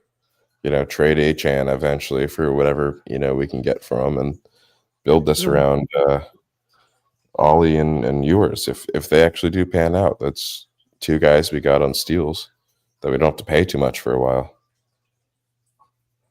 That's not true. He didn't turn down $8 million. No, it was $5 million from what I heard. The report was $5 million to play with the Texans, and he decided to go to the draft, and now he's making like $1 million too. Yeah, I think the team that wanted him was in the SEC. How much did the Canes pay? What's his name that went there from Georgia? Carson Beck. I have no idea. No idea whatsoever. But regardless, at the end of the day, we got us going 9-8 or 10-7 is what you're thinking. Yeah, I think we go 10-7 if we win that last game. That's on paper, ladies and gentlemen, because we won't really know until the season comes. You know what I mean? We won't really know even better until we know who's going to end up being in the 53-man roster. This is assuming we don't get decimated by injuries. Right. Yeah. Keep our relative health. And I'm still even assuming a Tua injury in end of week 15, missing week 16. 1,000%. I mean, if this man, oh Christ, is Hendrickson playing for the Bengals this year? Because that may actually be a difference maker. I think he's still recovering. I think he might be like mid-season if he does end up playing. Well, he's still got to sign with them, or sign his contract, or extend his contract, whatever he's trying to do. Because wouldn't he possibly hold out if he doesn't get a new deal? I think. Let me see something. Or like forcing a trade. Trey Henderson. It looks like Hendrickson. Yeah. He's still here. I don't know if he's gonna. Because I was talking about how Tua's scared to play that game. That's the big reason. I know that's the guy. for that game. Now, don't get me wrong, dude. The Bengals offense, bro, nasty. Yeah, Nasty. They got Jamar. They got T. Higgins back. They got Iosivas. Gasecki. They got Kasicki. I mean, their old line is the Chase one that has been Brown is questionable because obviously Joe Burrow has been getting injured, but they still got Ted Karras, which is actually pretty good. Now, if they can make this O line keep them up straight, man, dude, they got nasty offense. yeah. Like nasty offense in the Bengals. The Bengals are one of those unpredictable teams, though, kind of like us. Like they could just go out there and just kind of throw it, like in a bad way. Their fans are go a little bit postal like we do sometimes. I mean, they're really still kind of riding that high. Am I getting him confused? Oh my God. I got him confused with Hutchinson. My bad. Out of the Detroit. Oh, Right. Thank you, Mike K. Apparently, he's still got one year left. But to your point, Joe, he might hold that if he wants to get that extension. I doubt it though, because last year the problem was Joe got hurt. But well, I think they literally don't have enough money for him because they paid the other guys. Exactly. But when Joe came back, they had the best freaking offense. They just had nobody stopping anybody on defense. I mean, that offense was averaging like almost 31 points a game. It was nuts, man. They were losing games 48-45. Like they were losing 48-45. Like the Bengals offense sick.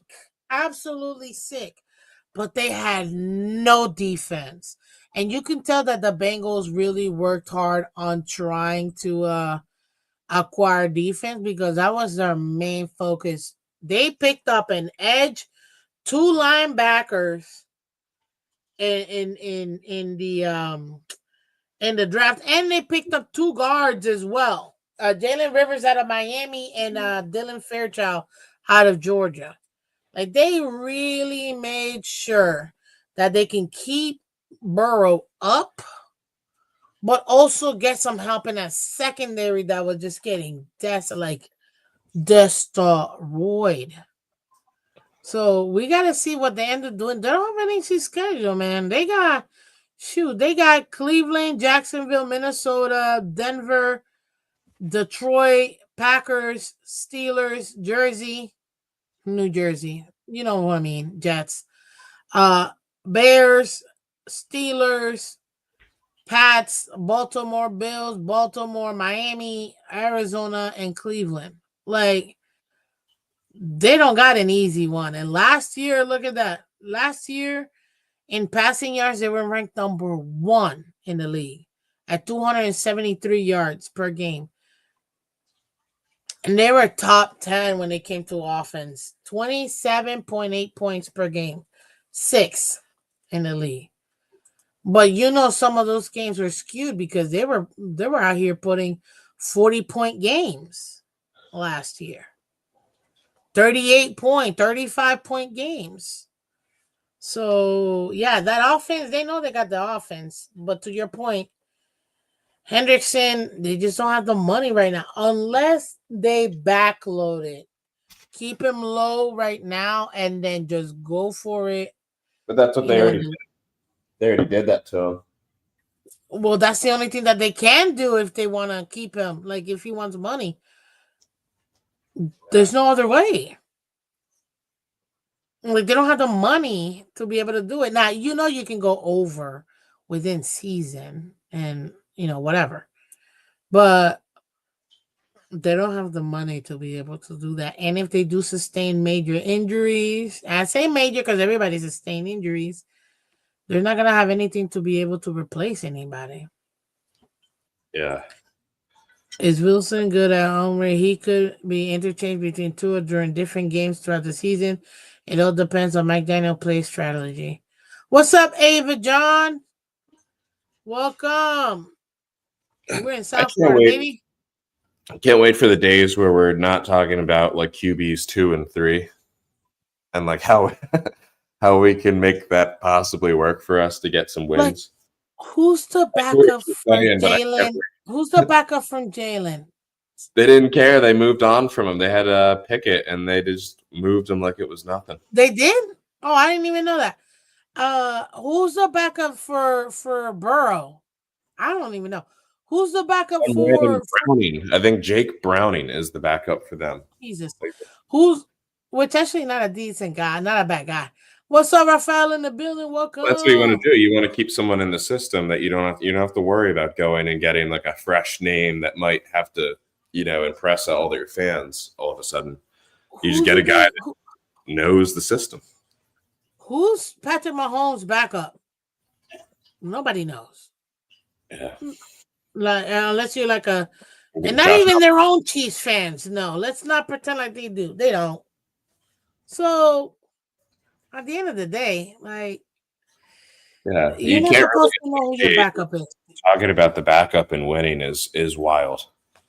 It's the only time you should know who your backup is. Sorry, go ahead. No, I wasn't saying anything.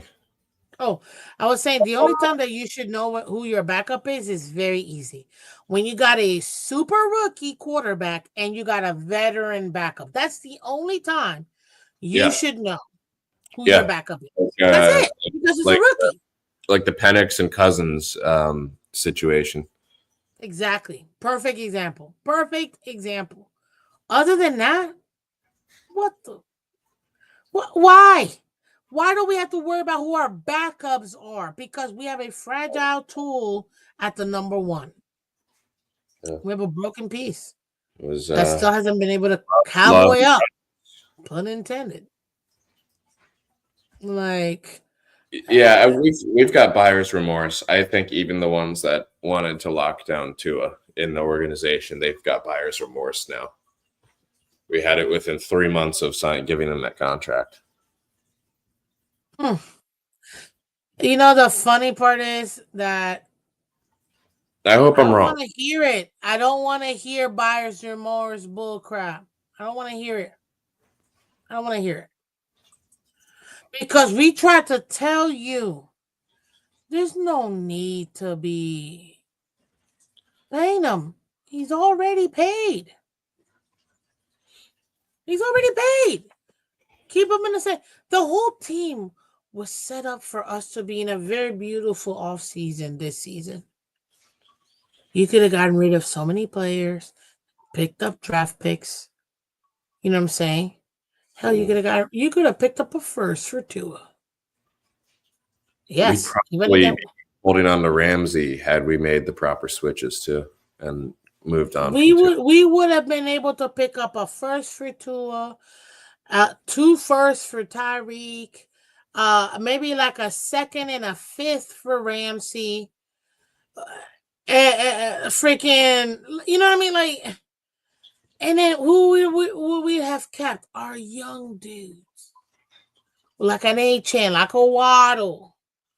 Waddle's contract, I think it's perfect. Fine. He's young, whatever. Cool. I mean, you could always get wide receivers, but whatever. I'm okay with paying him. Him I can use in the future. I can't use none of the other guys. They're old as heck.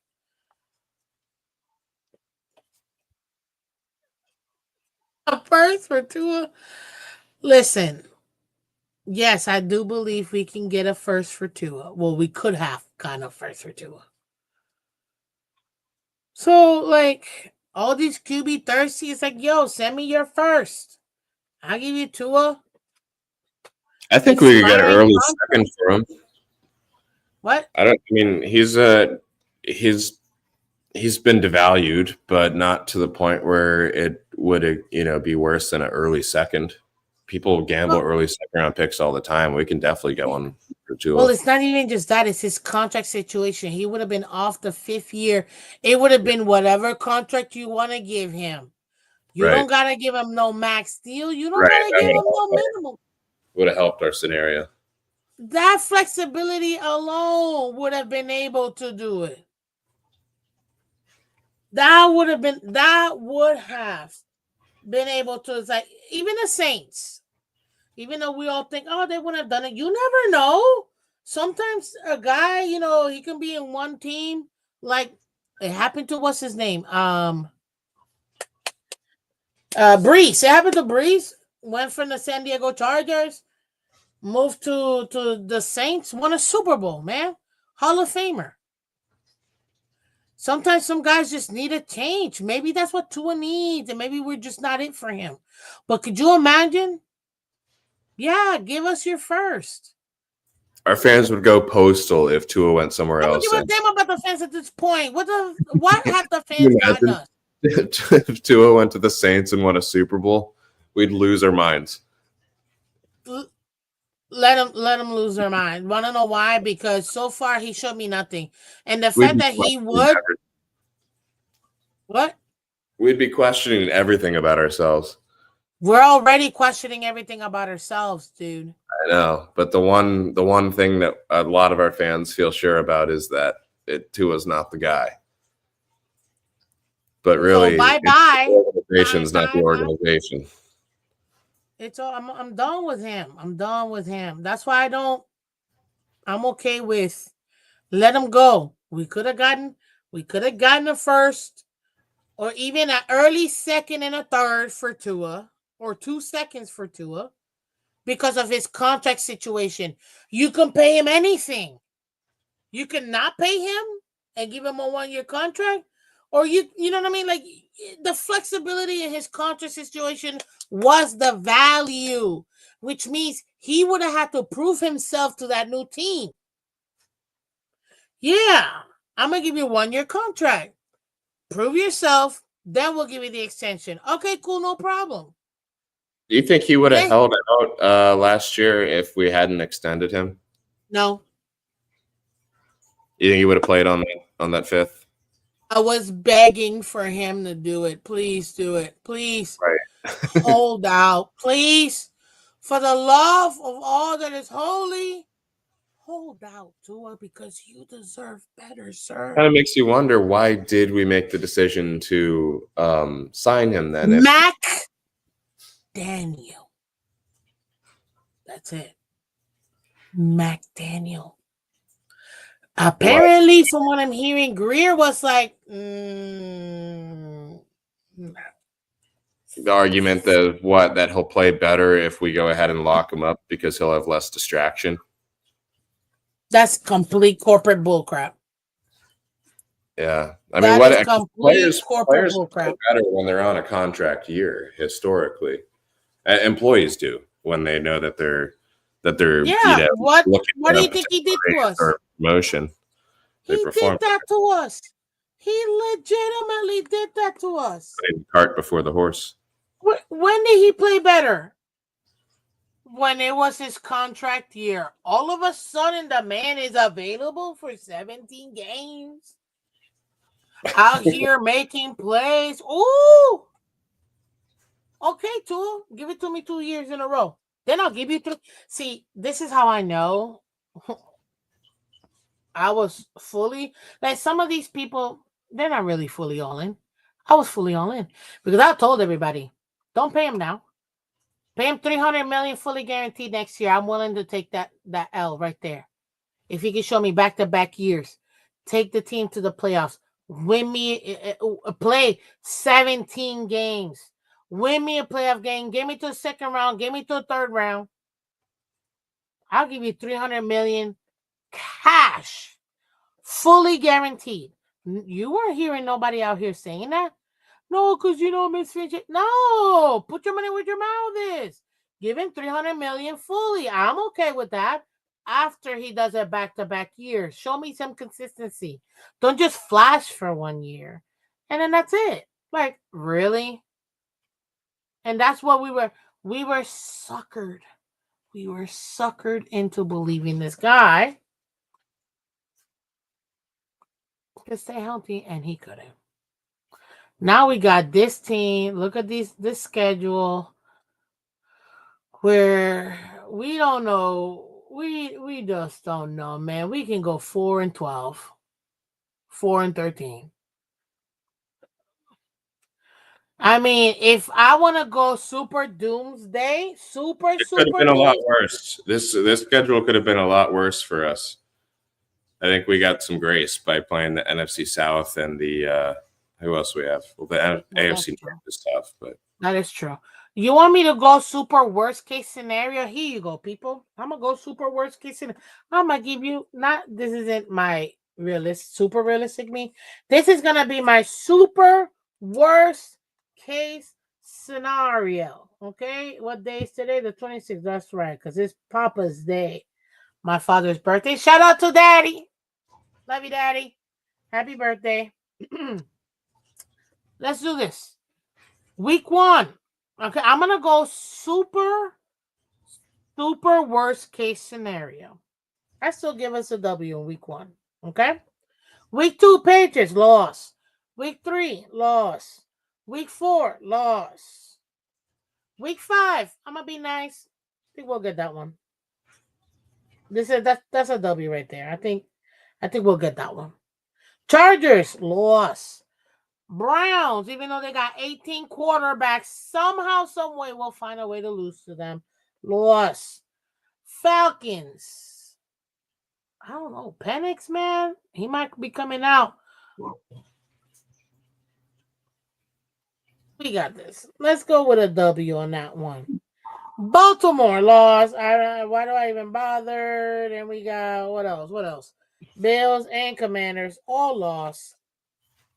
Then we got, just so we can continue. Then we got Saints. Yeah, we can win. We can beat the Saints. I feel like Jets away, lost. Steelers lost. Bengals lost. Buccaneers lost. Patriots away, lost. Ladies and gentlemen, my worst case scenario 2025. You've got 1, 2, 3, 4 and 13 Miami Dolphins. That is the worst case scenario. And that'll be for the second worst, second overall pick. It won't even be for the first overall pick. It'll be the second overall pick.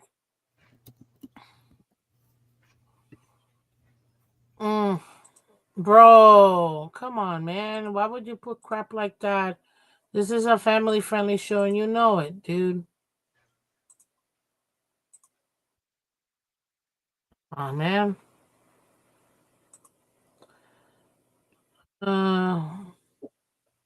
so if that's the case, and we're second overall pick, I mean that's QB. If that happens, we've got a top QB. Maybe not the first QB, but the second QB taken off the draft. Maybe. I like the QBs in next year's draft, and I don't even think Arch is coming out. I don't think Arch is coming out either. And I know a lot of teams are waiting for him. I think that's going to be the most interesting part of all. Yeah, he's probably going to make increasingly more every single year that he's in college, like skyrocketing. So he might even get the 20 mil. It's going to get to a point. Yeah, it's going to get to a point where people are saying, can you make more in your college career than your NFL career? Apparently, yes. So it's no longer. This is. I think you were there when I did the stream. I think that I'm all for all this NIL money, but I think this NIL money needs to be deferred for all the players. Yes, you can get it, but it's gonna be in a trust, and it's gonna be deferred. That's a win-win too. It's an absolute win, because those players, none of those guys getting money at 18 like that. There's a high chance that they know how to properly invest it, how to make it last a long term for them, because they're only 18, 19, 20. They've got a solid 60 or more years of living. They can take that money and basically guarantee that they're set for life from it. Why not? Go ahead and don't worry about buying all the things, your houses and all that. Do your years there, make that your future. Go to the NFL. If the NFL doesn't work, you've got that safety net. There should absolutely be like 20-year plus, payouts, basically trusts. And I think that is going to allow for this for there to still be value in the professional arena. Yeah. Because I think it's also going to increase, players going to the UFL, players going to the Canadian Football League, players going to the Euro League, right? Yep. And when the NFL expands to all that, because they will, you're gonna have young players that are gonna be coming into these professional leagues with a little more maturity when it comes to managing their assets. And I think that if you could take that and put in a trust, it could be S&P, it could be whatever, or whatever the safest, avenue is for these young men and women. But we're talking about NFL, so Future self will thank them. I mean, and you imagine know what? I would have been so stupid with money like that at 20. I would have been so stupid. You know who did that for one of the greatest basketball players of all time? Reebok did this for Allen Iverson. They said, we're going to give you $30 million. Well, they give him a big contract, but they said $30 million, so this is going to be deferred. You will not have access to it till like 20 years later. And if you hear him, because my dad was the one that told me, I was like, really? They did that? Yeah. And he said it was the greatest thing they could have done for him. Because he said it himself, he was so immature. He was just blowing through money. And we're not talking about $20 million. You're talking about like over 100 mil. Blown. Yep. In nothing, in no years. You know what I mean? Like, because you get your playing years, yeah, you're spending money, but even afterwards, you're blowing it. You know what I mean? Yeah. But if it wasn't for Reebok, that man would be dirt poor. And they put in a 20-year clause. And obviously, if something would have happened to him, it would have gone to his kids and blah, blah, blah. So regardless, him and his family would have had the money. So that's not what we're discussing. Yeah. Well, that's But like the real generational wealth. Like you have money coming down the road once you have that next generation in place. Exactly. And he said it was the greatest thing because now he's a mature man. He understands, I understand what it is to have this kind of money. And I understand what the priorities are for me to be able to what's up, Kadeem? How you doing? Thank you, man. Happy Memorial Day to you too. Thank you. Once you have these life-changing money, as a young man, you go through so much, you blow all this money. It changed him because he realized, man, if it wasn't for Reebok doing this, I wouldn't even be here right now. Yeah. You know what I mean? Let's be real too. It's like it's not expensive to be at college when you're a scholarship. Like actually school is expensive, right? But when you're actually at college, living is not expensive at all. You've got dining halls, you've got like basically all as an athlete. My brother did it. Prepared for you. Like you've got all of your friends close by. You don't have to own a house. You don't have to even really own a car. Like you have so much just kind of provided to you for those few years that all your focus should be is just banking all of that money that you've made in that time period, saving it for later. You don't need to live like luxury while you're in college. Come on, let's be real. You give a kid $4 or $5 million, $6 million, man, and they invest it, probably they'll never have to work a regular job for the rest of their lives. And they could still be getting these, because people think, an endorsement, you're going to get 40 million. No, man. You do an endorsement, you get 50,000 here, 100,000 there. There was this rapper, from back in the day. It wasn't the game. It was Master P. What's it, Master P? I think it was Master P. I saw this thingy that came up on my feed, and he said, "Listen, the difference is, some people are gonna look down on certain contracts, and other people are gonna be like and looking at it as a opportunity. Not everybody got 100K to book you, for an hour or two. Maybe they got $5,200, or maybe they got 30,000, or 12,000. And he said, I don't know who it was. I think it was Master P, if I'm not mistaken. But he said he never stopped. He didn't care how much money they had. Oh, we're here to get money. Let's go get that money. Let's go get that money. You can get endorsements, and you don't have to. It's don't gotta be 50, 60,000. It don't gotta be $2 million. It could be $10,000, $20,000, $1,200. You know what I mean? Your local shop that can't, maybe afford all that. Like, you can continue to eat off of your name, image, and likeness as a young player if you're really good at your sport from your local ways. So for me, having that, putting that, it kind of keeps the amateur aspect of sports for those non-professional players while still giving them the opportunity to have that money. I think it's a win-win. Yeah, I agree. I'm all in favor of something that just kind of fixes the transfer portal abuse, because it gets out of hand when you have some of these teams. It's like they have 6, 7, 8 new starters on it, and it's each one of those guys. It's like their third or fourth team. They got it, and that's gonna get, if they don't find a way to help use the NIL deals to incentivize staying at programs longer instead of transferring, then it's going to get out of control. Yeah, I think that's going to be a problem too. And Sahar makes a good point. It's all about opportunities. Life presents you, not the money. It ain't all about the bag. It's true, but if you get small opportunities to make a little bag here and there, why not? But having that, I think if the NCAA did that, allowed for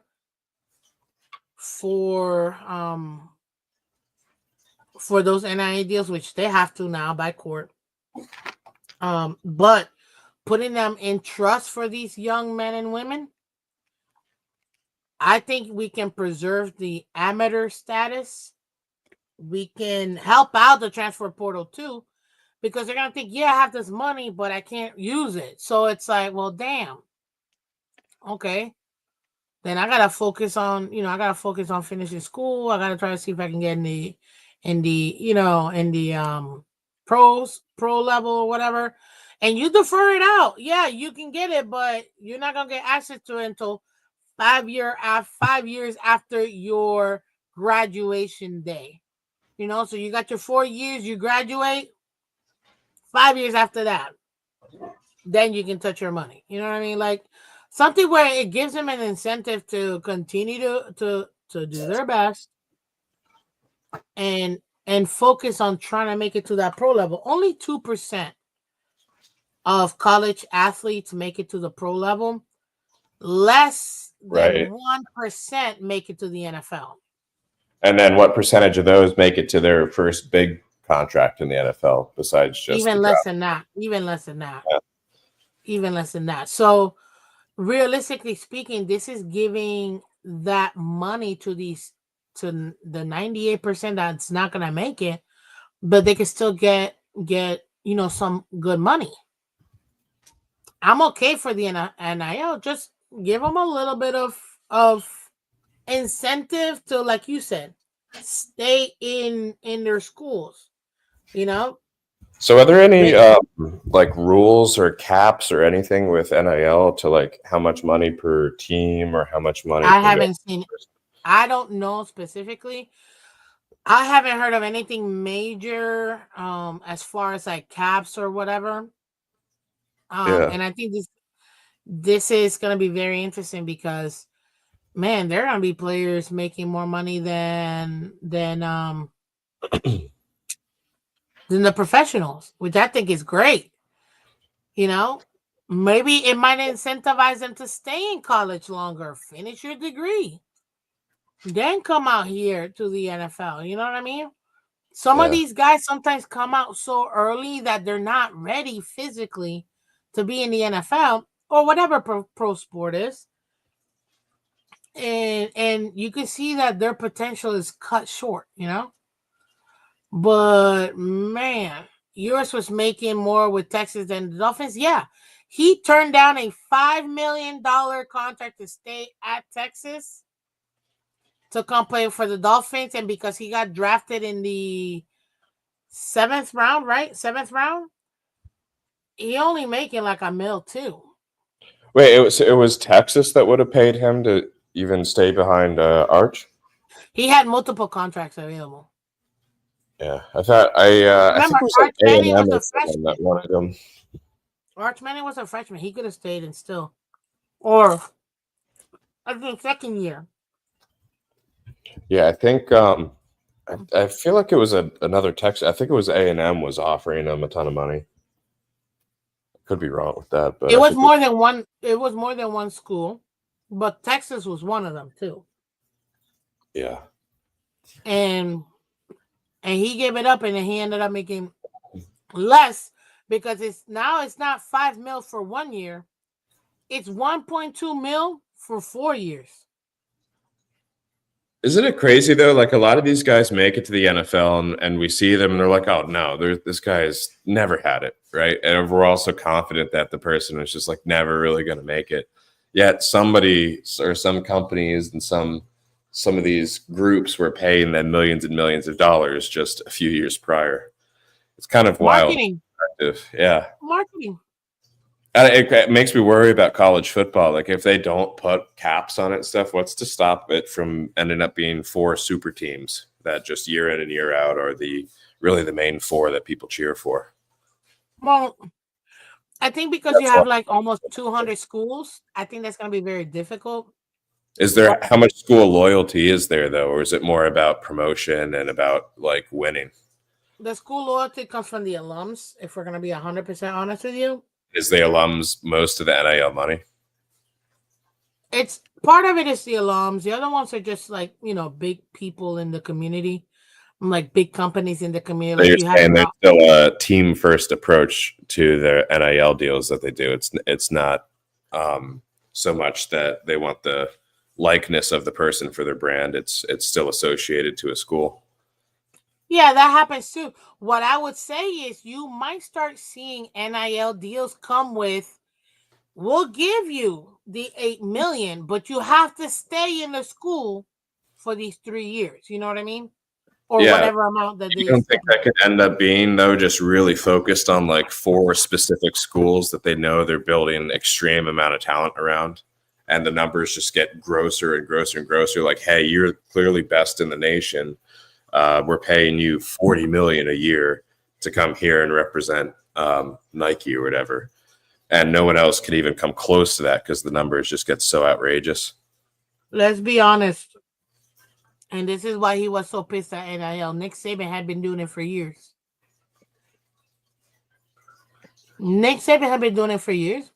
He's just mad that now everybody else can do it.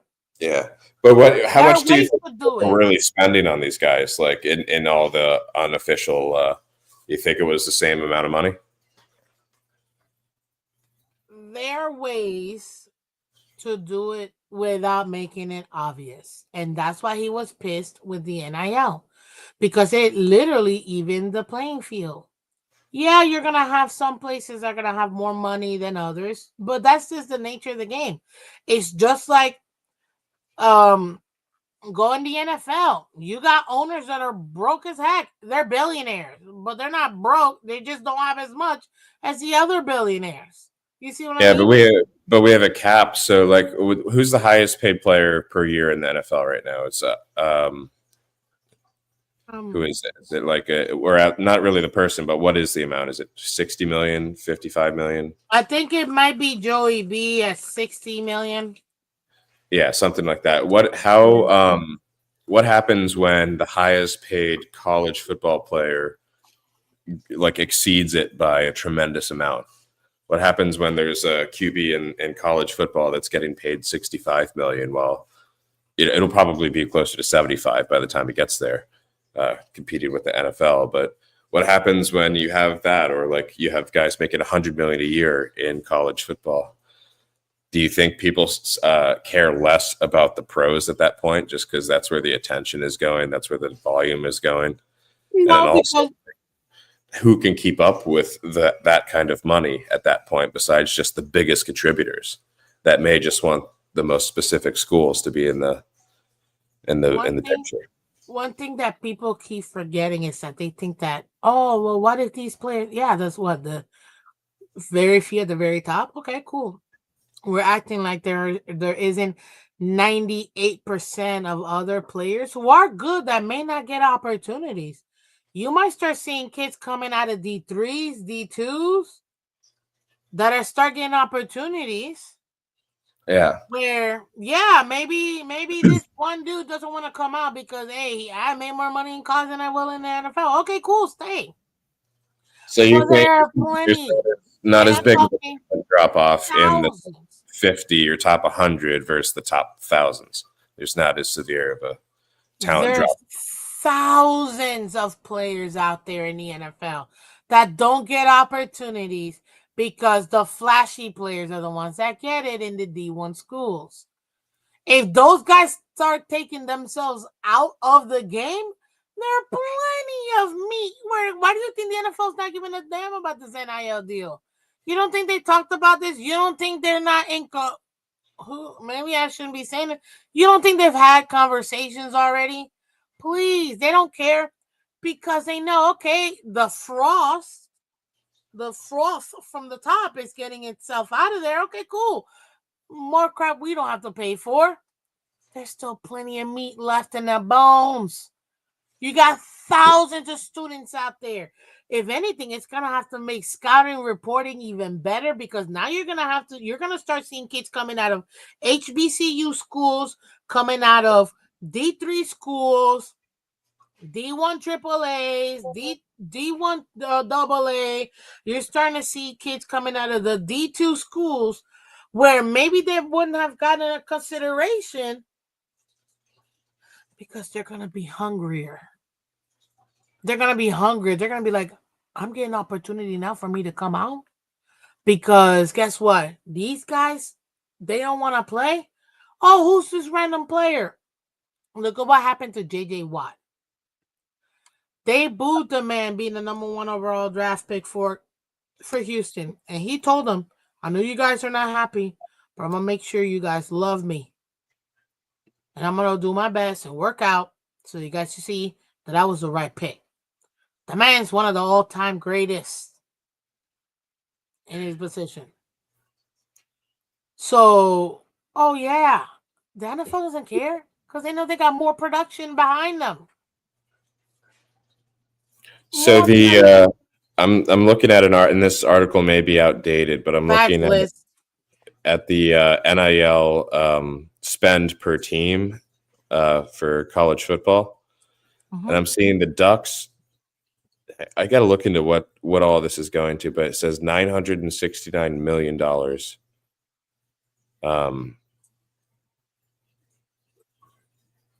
Is that across all like 53 players? Is that how much they're spending? Or I don't know how many are on the roster for college football. Actually, it's probably not 53.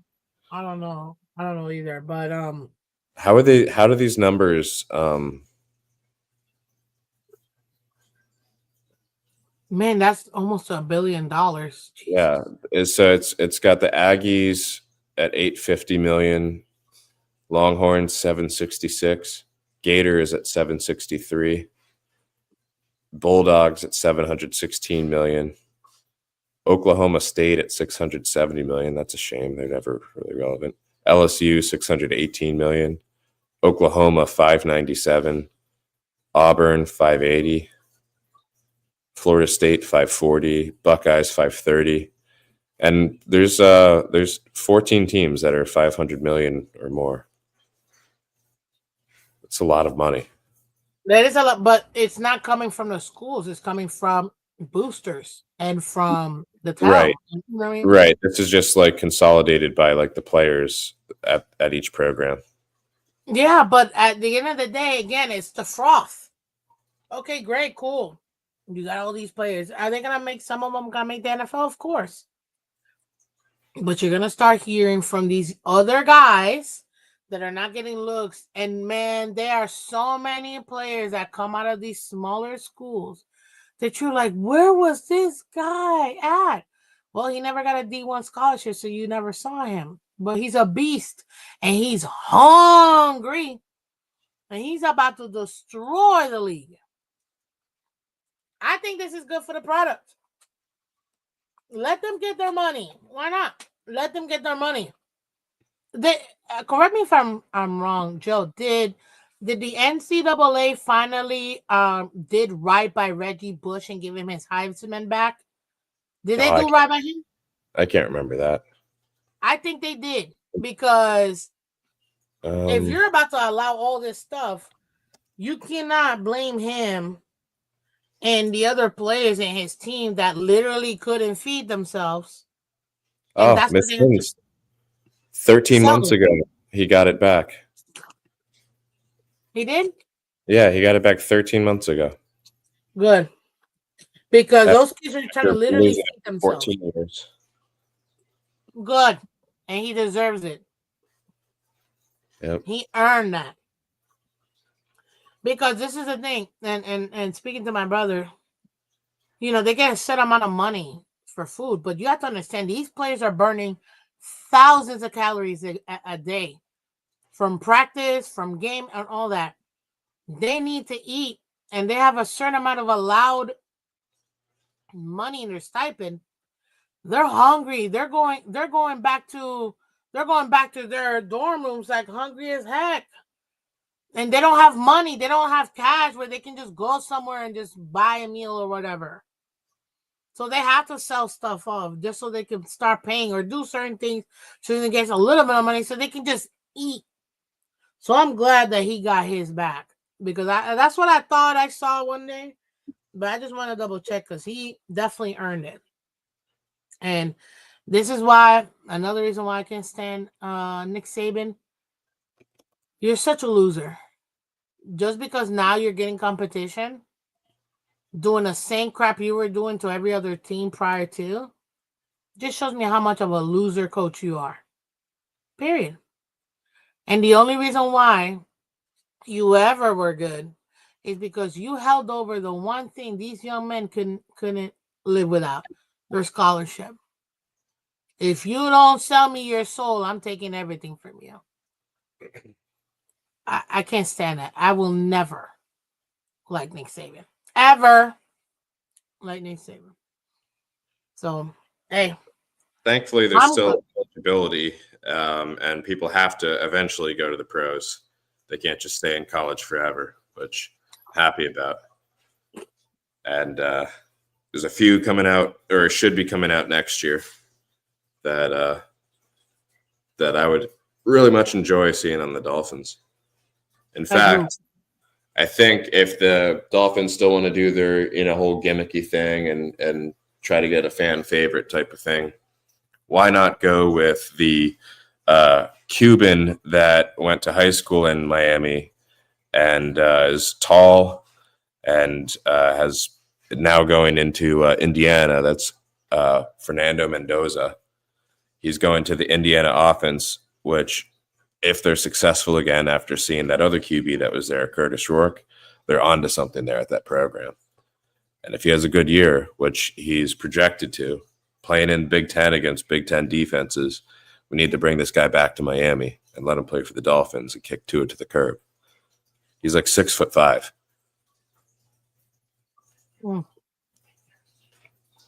What I would do for a tall QB, man. I'm telling you. I don't even know how tall yours is. How tall is yours? Let me check this one. I don't think he's super tall. I think he's like 6'2". He's only an inch taller than Tua. Yeah. Quarterbacks.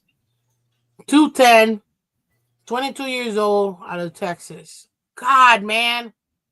We got midget receivers for midget quarterbacks. Why can't we get like a 6'4", 6'5" guy, man? Like, seriously.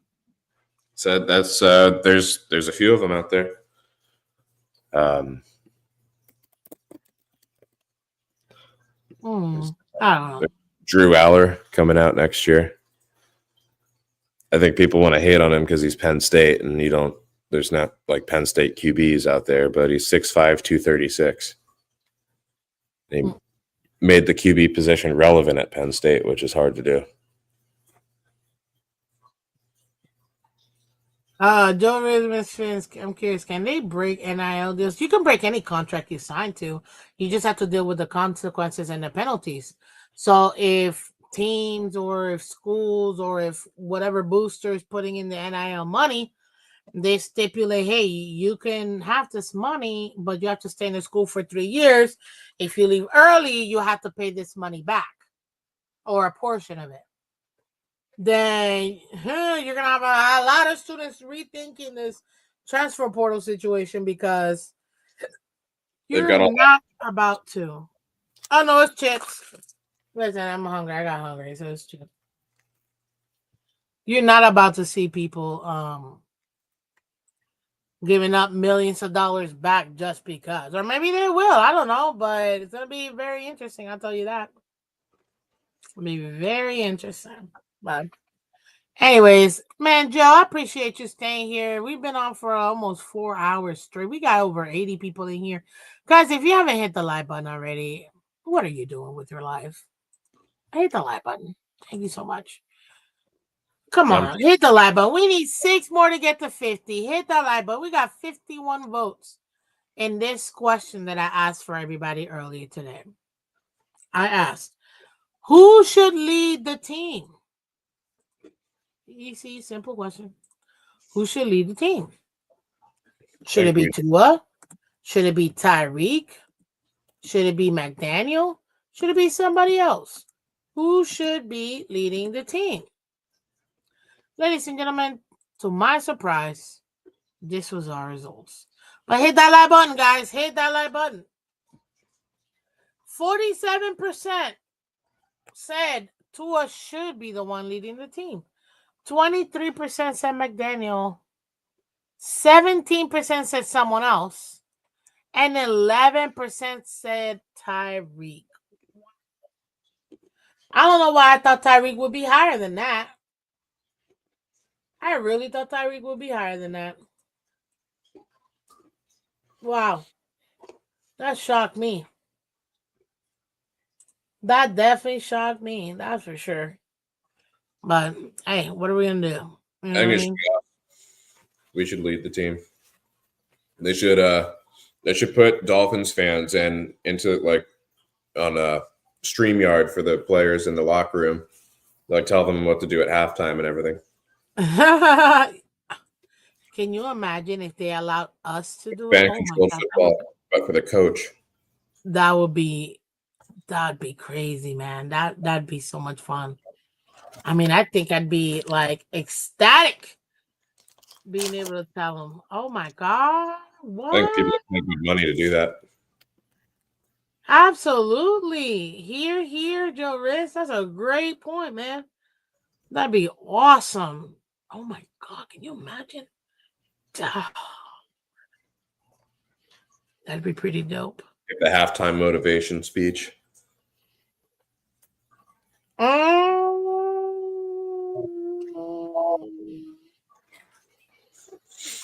That'd be good, man. That'd be good. That would be so much fun. That absolutely would be so much fun. But guys, we got over 80 people in here. Go ahead and hit that like button. If you're catching the replay, thank you so much for catching the replay. Joe, give me your final thoughts, man. What do you think of the season? Any of the updates? Anything about the Dolphins? Yeah, my final thought is I mentioned how I had met that Dolphins employee, and one of the final things that I had asked her was, is Stephen Ross ever in the building? And you know what she said? No.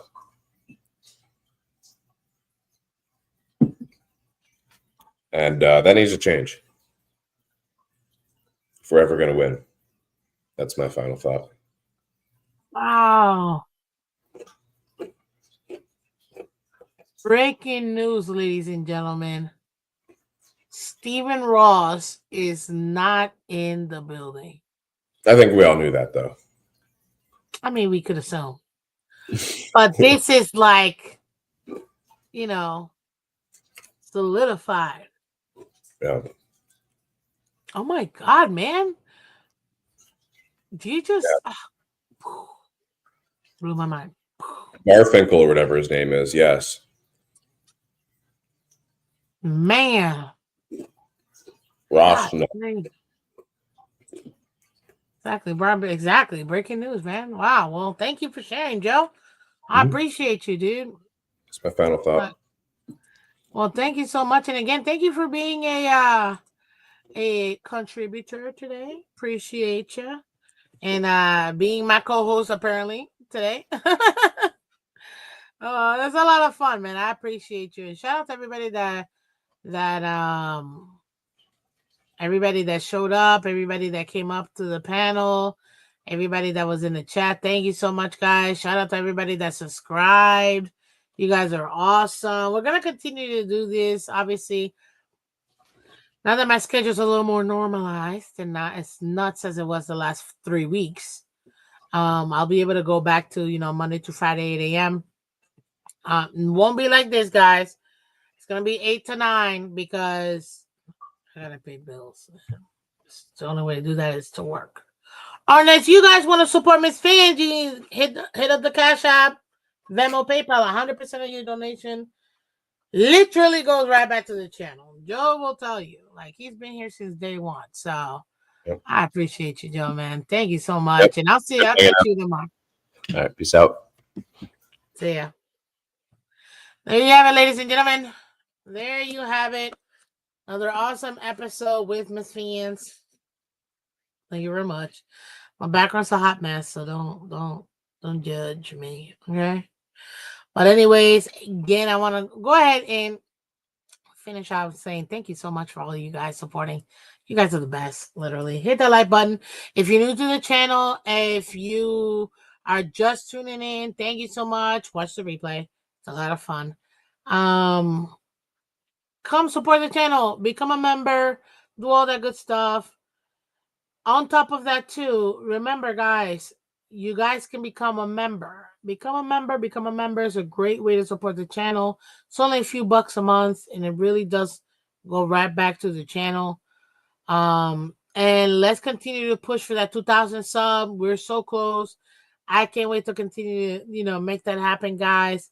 I appreciate all you guys. But before I go, again, today is Memorial Day, and we're here to celebrate and give thanks to those who paid the ultimate price. Thank you, thank you, thank you. Without you guys and you guys' sacrifice, we wouldn't have the freedom to enjoy a 4-hour stream talking about our Dolphins. We wouldn't have the freedoms that we have here. The men and women that put their lives on the line and their families have paid the ultimate price, and I am so grateful for all of them. Thank you. Miss Phins thanks you. Dolphins Nation thanks you. This nation thanks you. Freedom is not free. It is paid by the blood of those who are willing to put their lives on the line. So thank you, guys. And today we remember all those who have made that ultimate sacrifice, their families, and we thank you. Thank you so much. And on top of that, too, if you are currently serving, if you have served, if you're thinking about serving, thank you guys as well, too. Because you guys matter. And I'm really grateful for you guys as well. So thank you guys for coming through. This is Miss Phins. I am Miss Phins. Shout out to Merca. Because we the people. That's where we're at. We the people. The United States of these America. United States of America. Amen. Love you guys. Have fun. Be well. Thank you for being you. You guys are the best. Go Time Dolphins in the building. Yes, make sure you like that button. Thank you. Thank you. Thank you. Appreciate y'all. And I will see you guys tomorrow morning. Take care. And as always, bye-bye.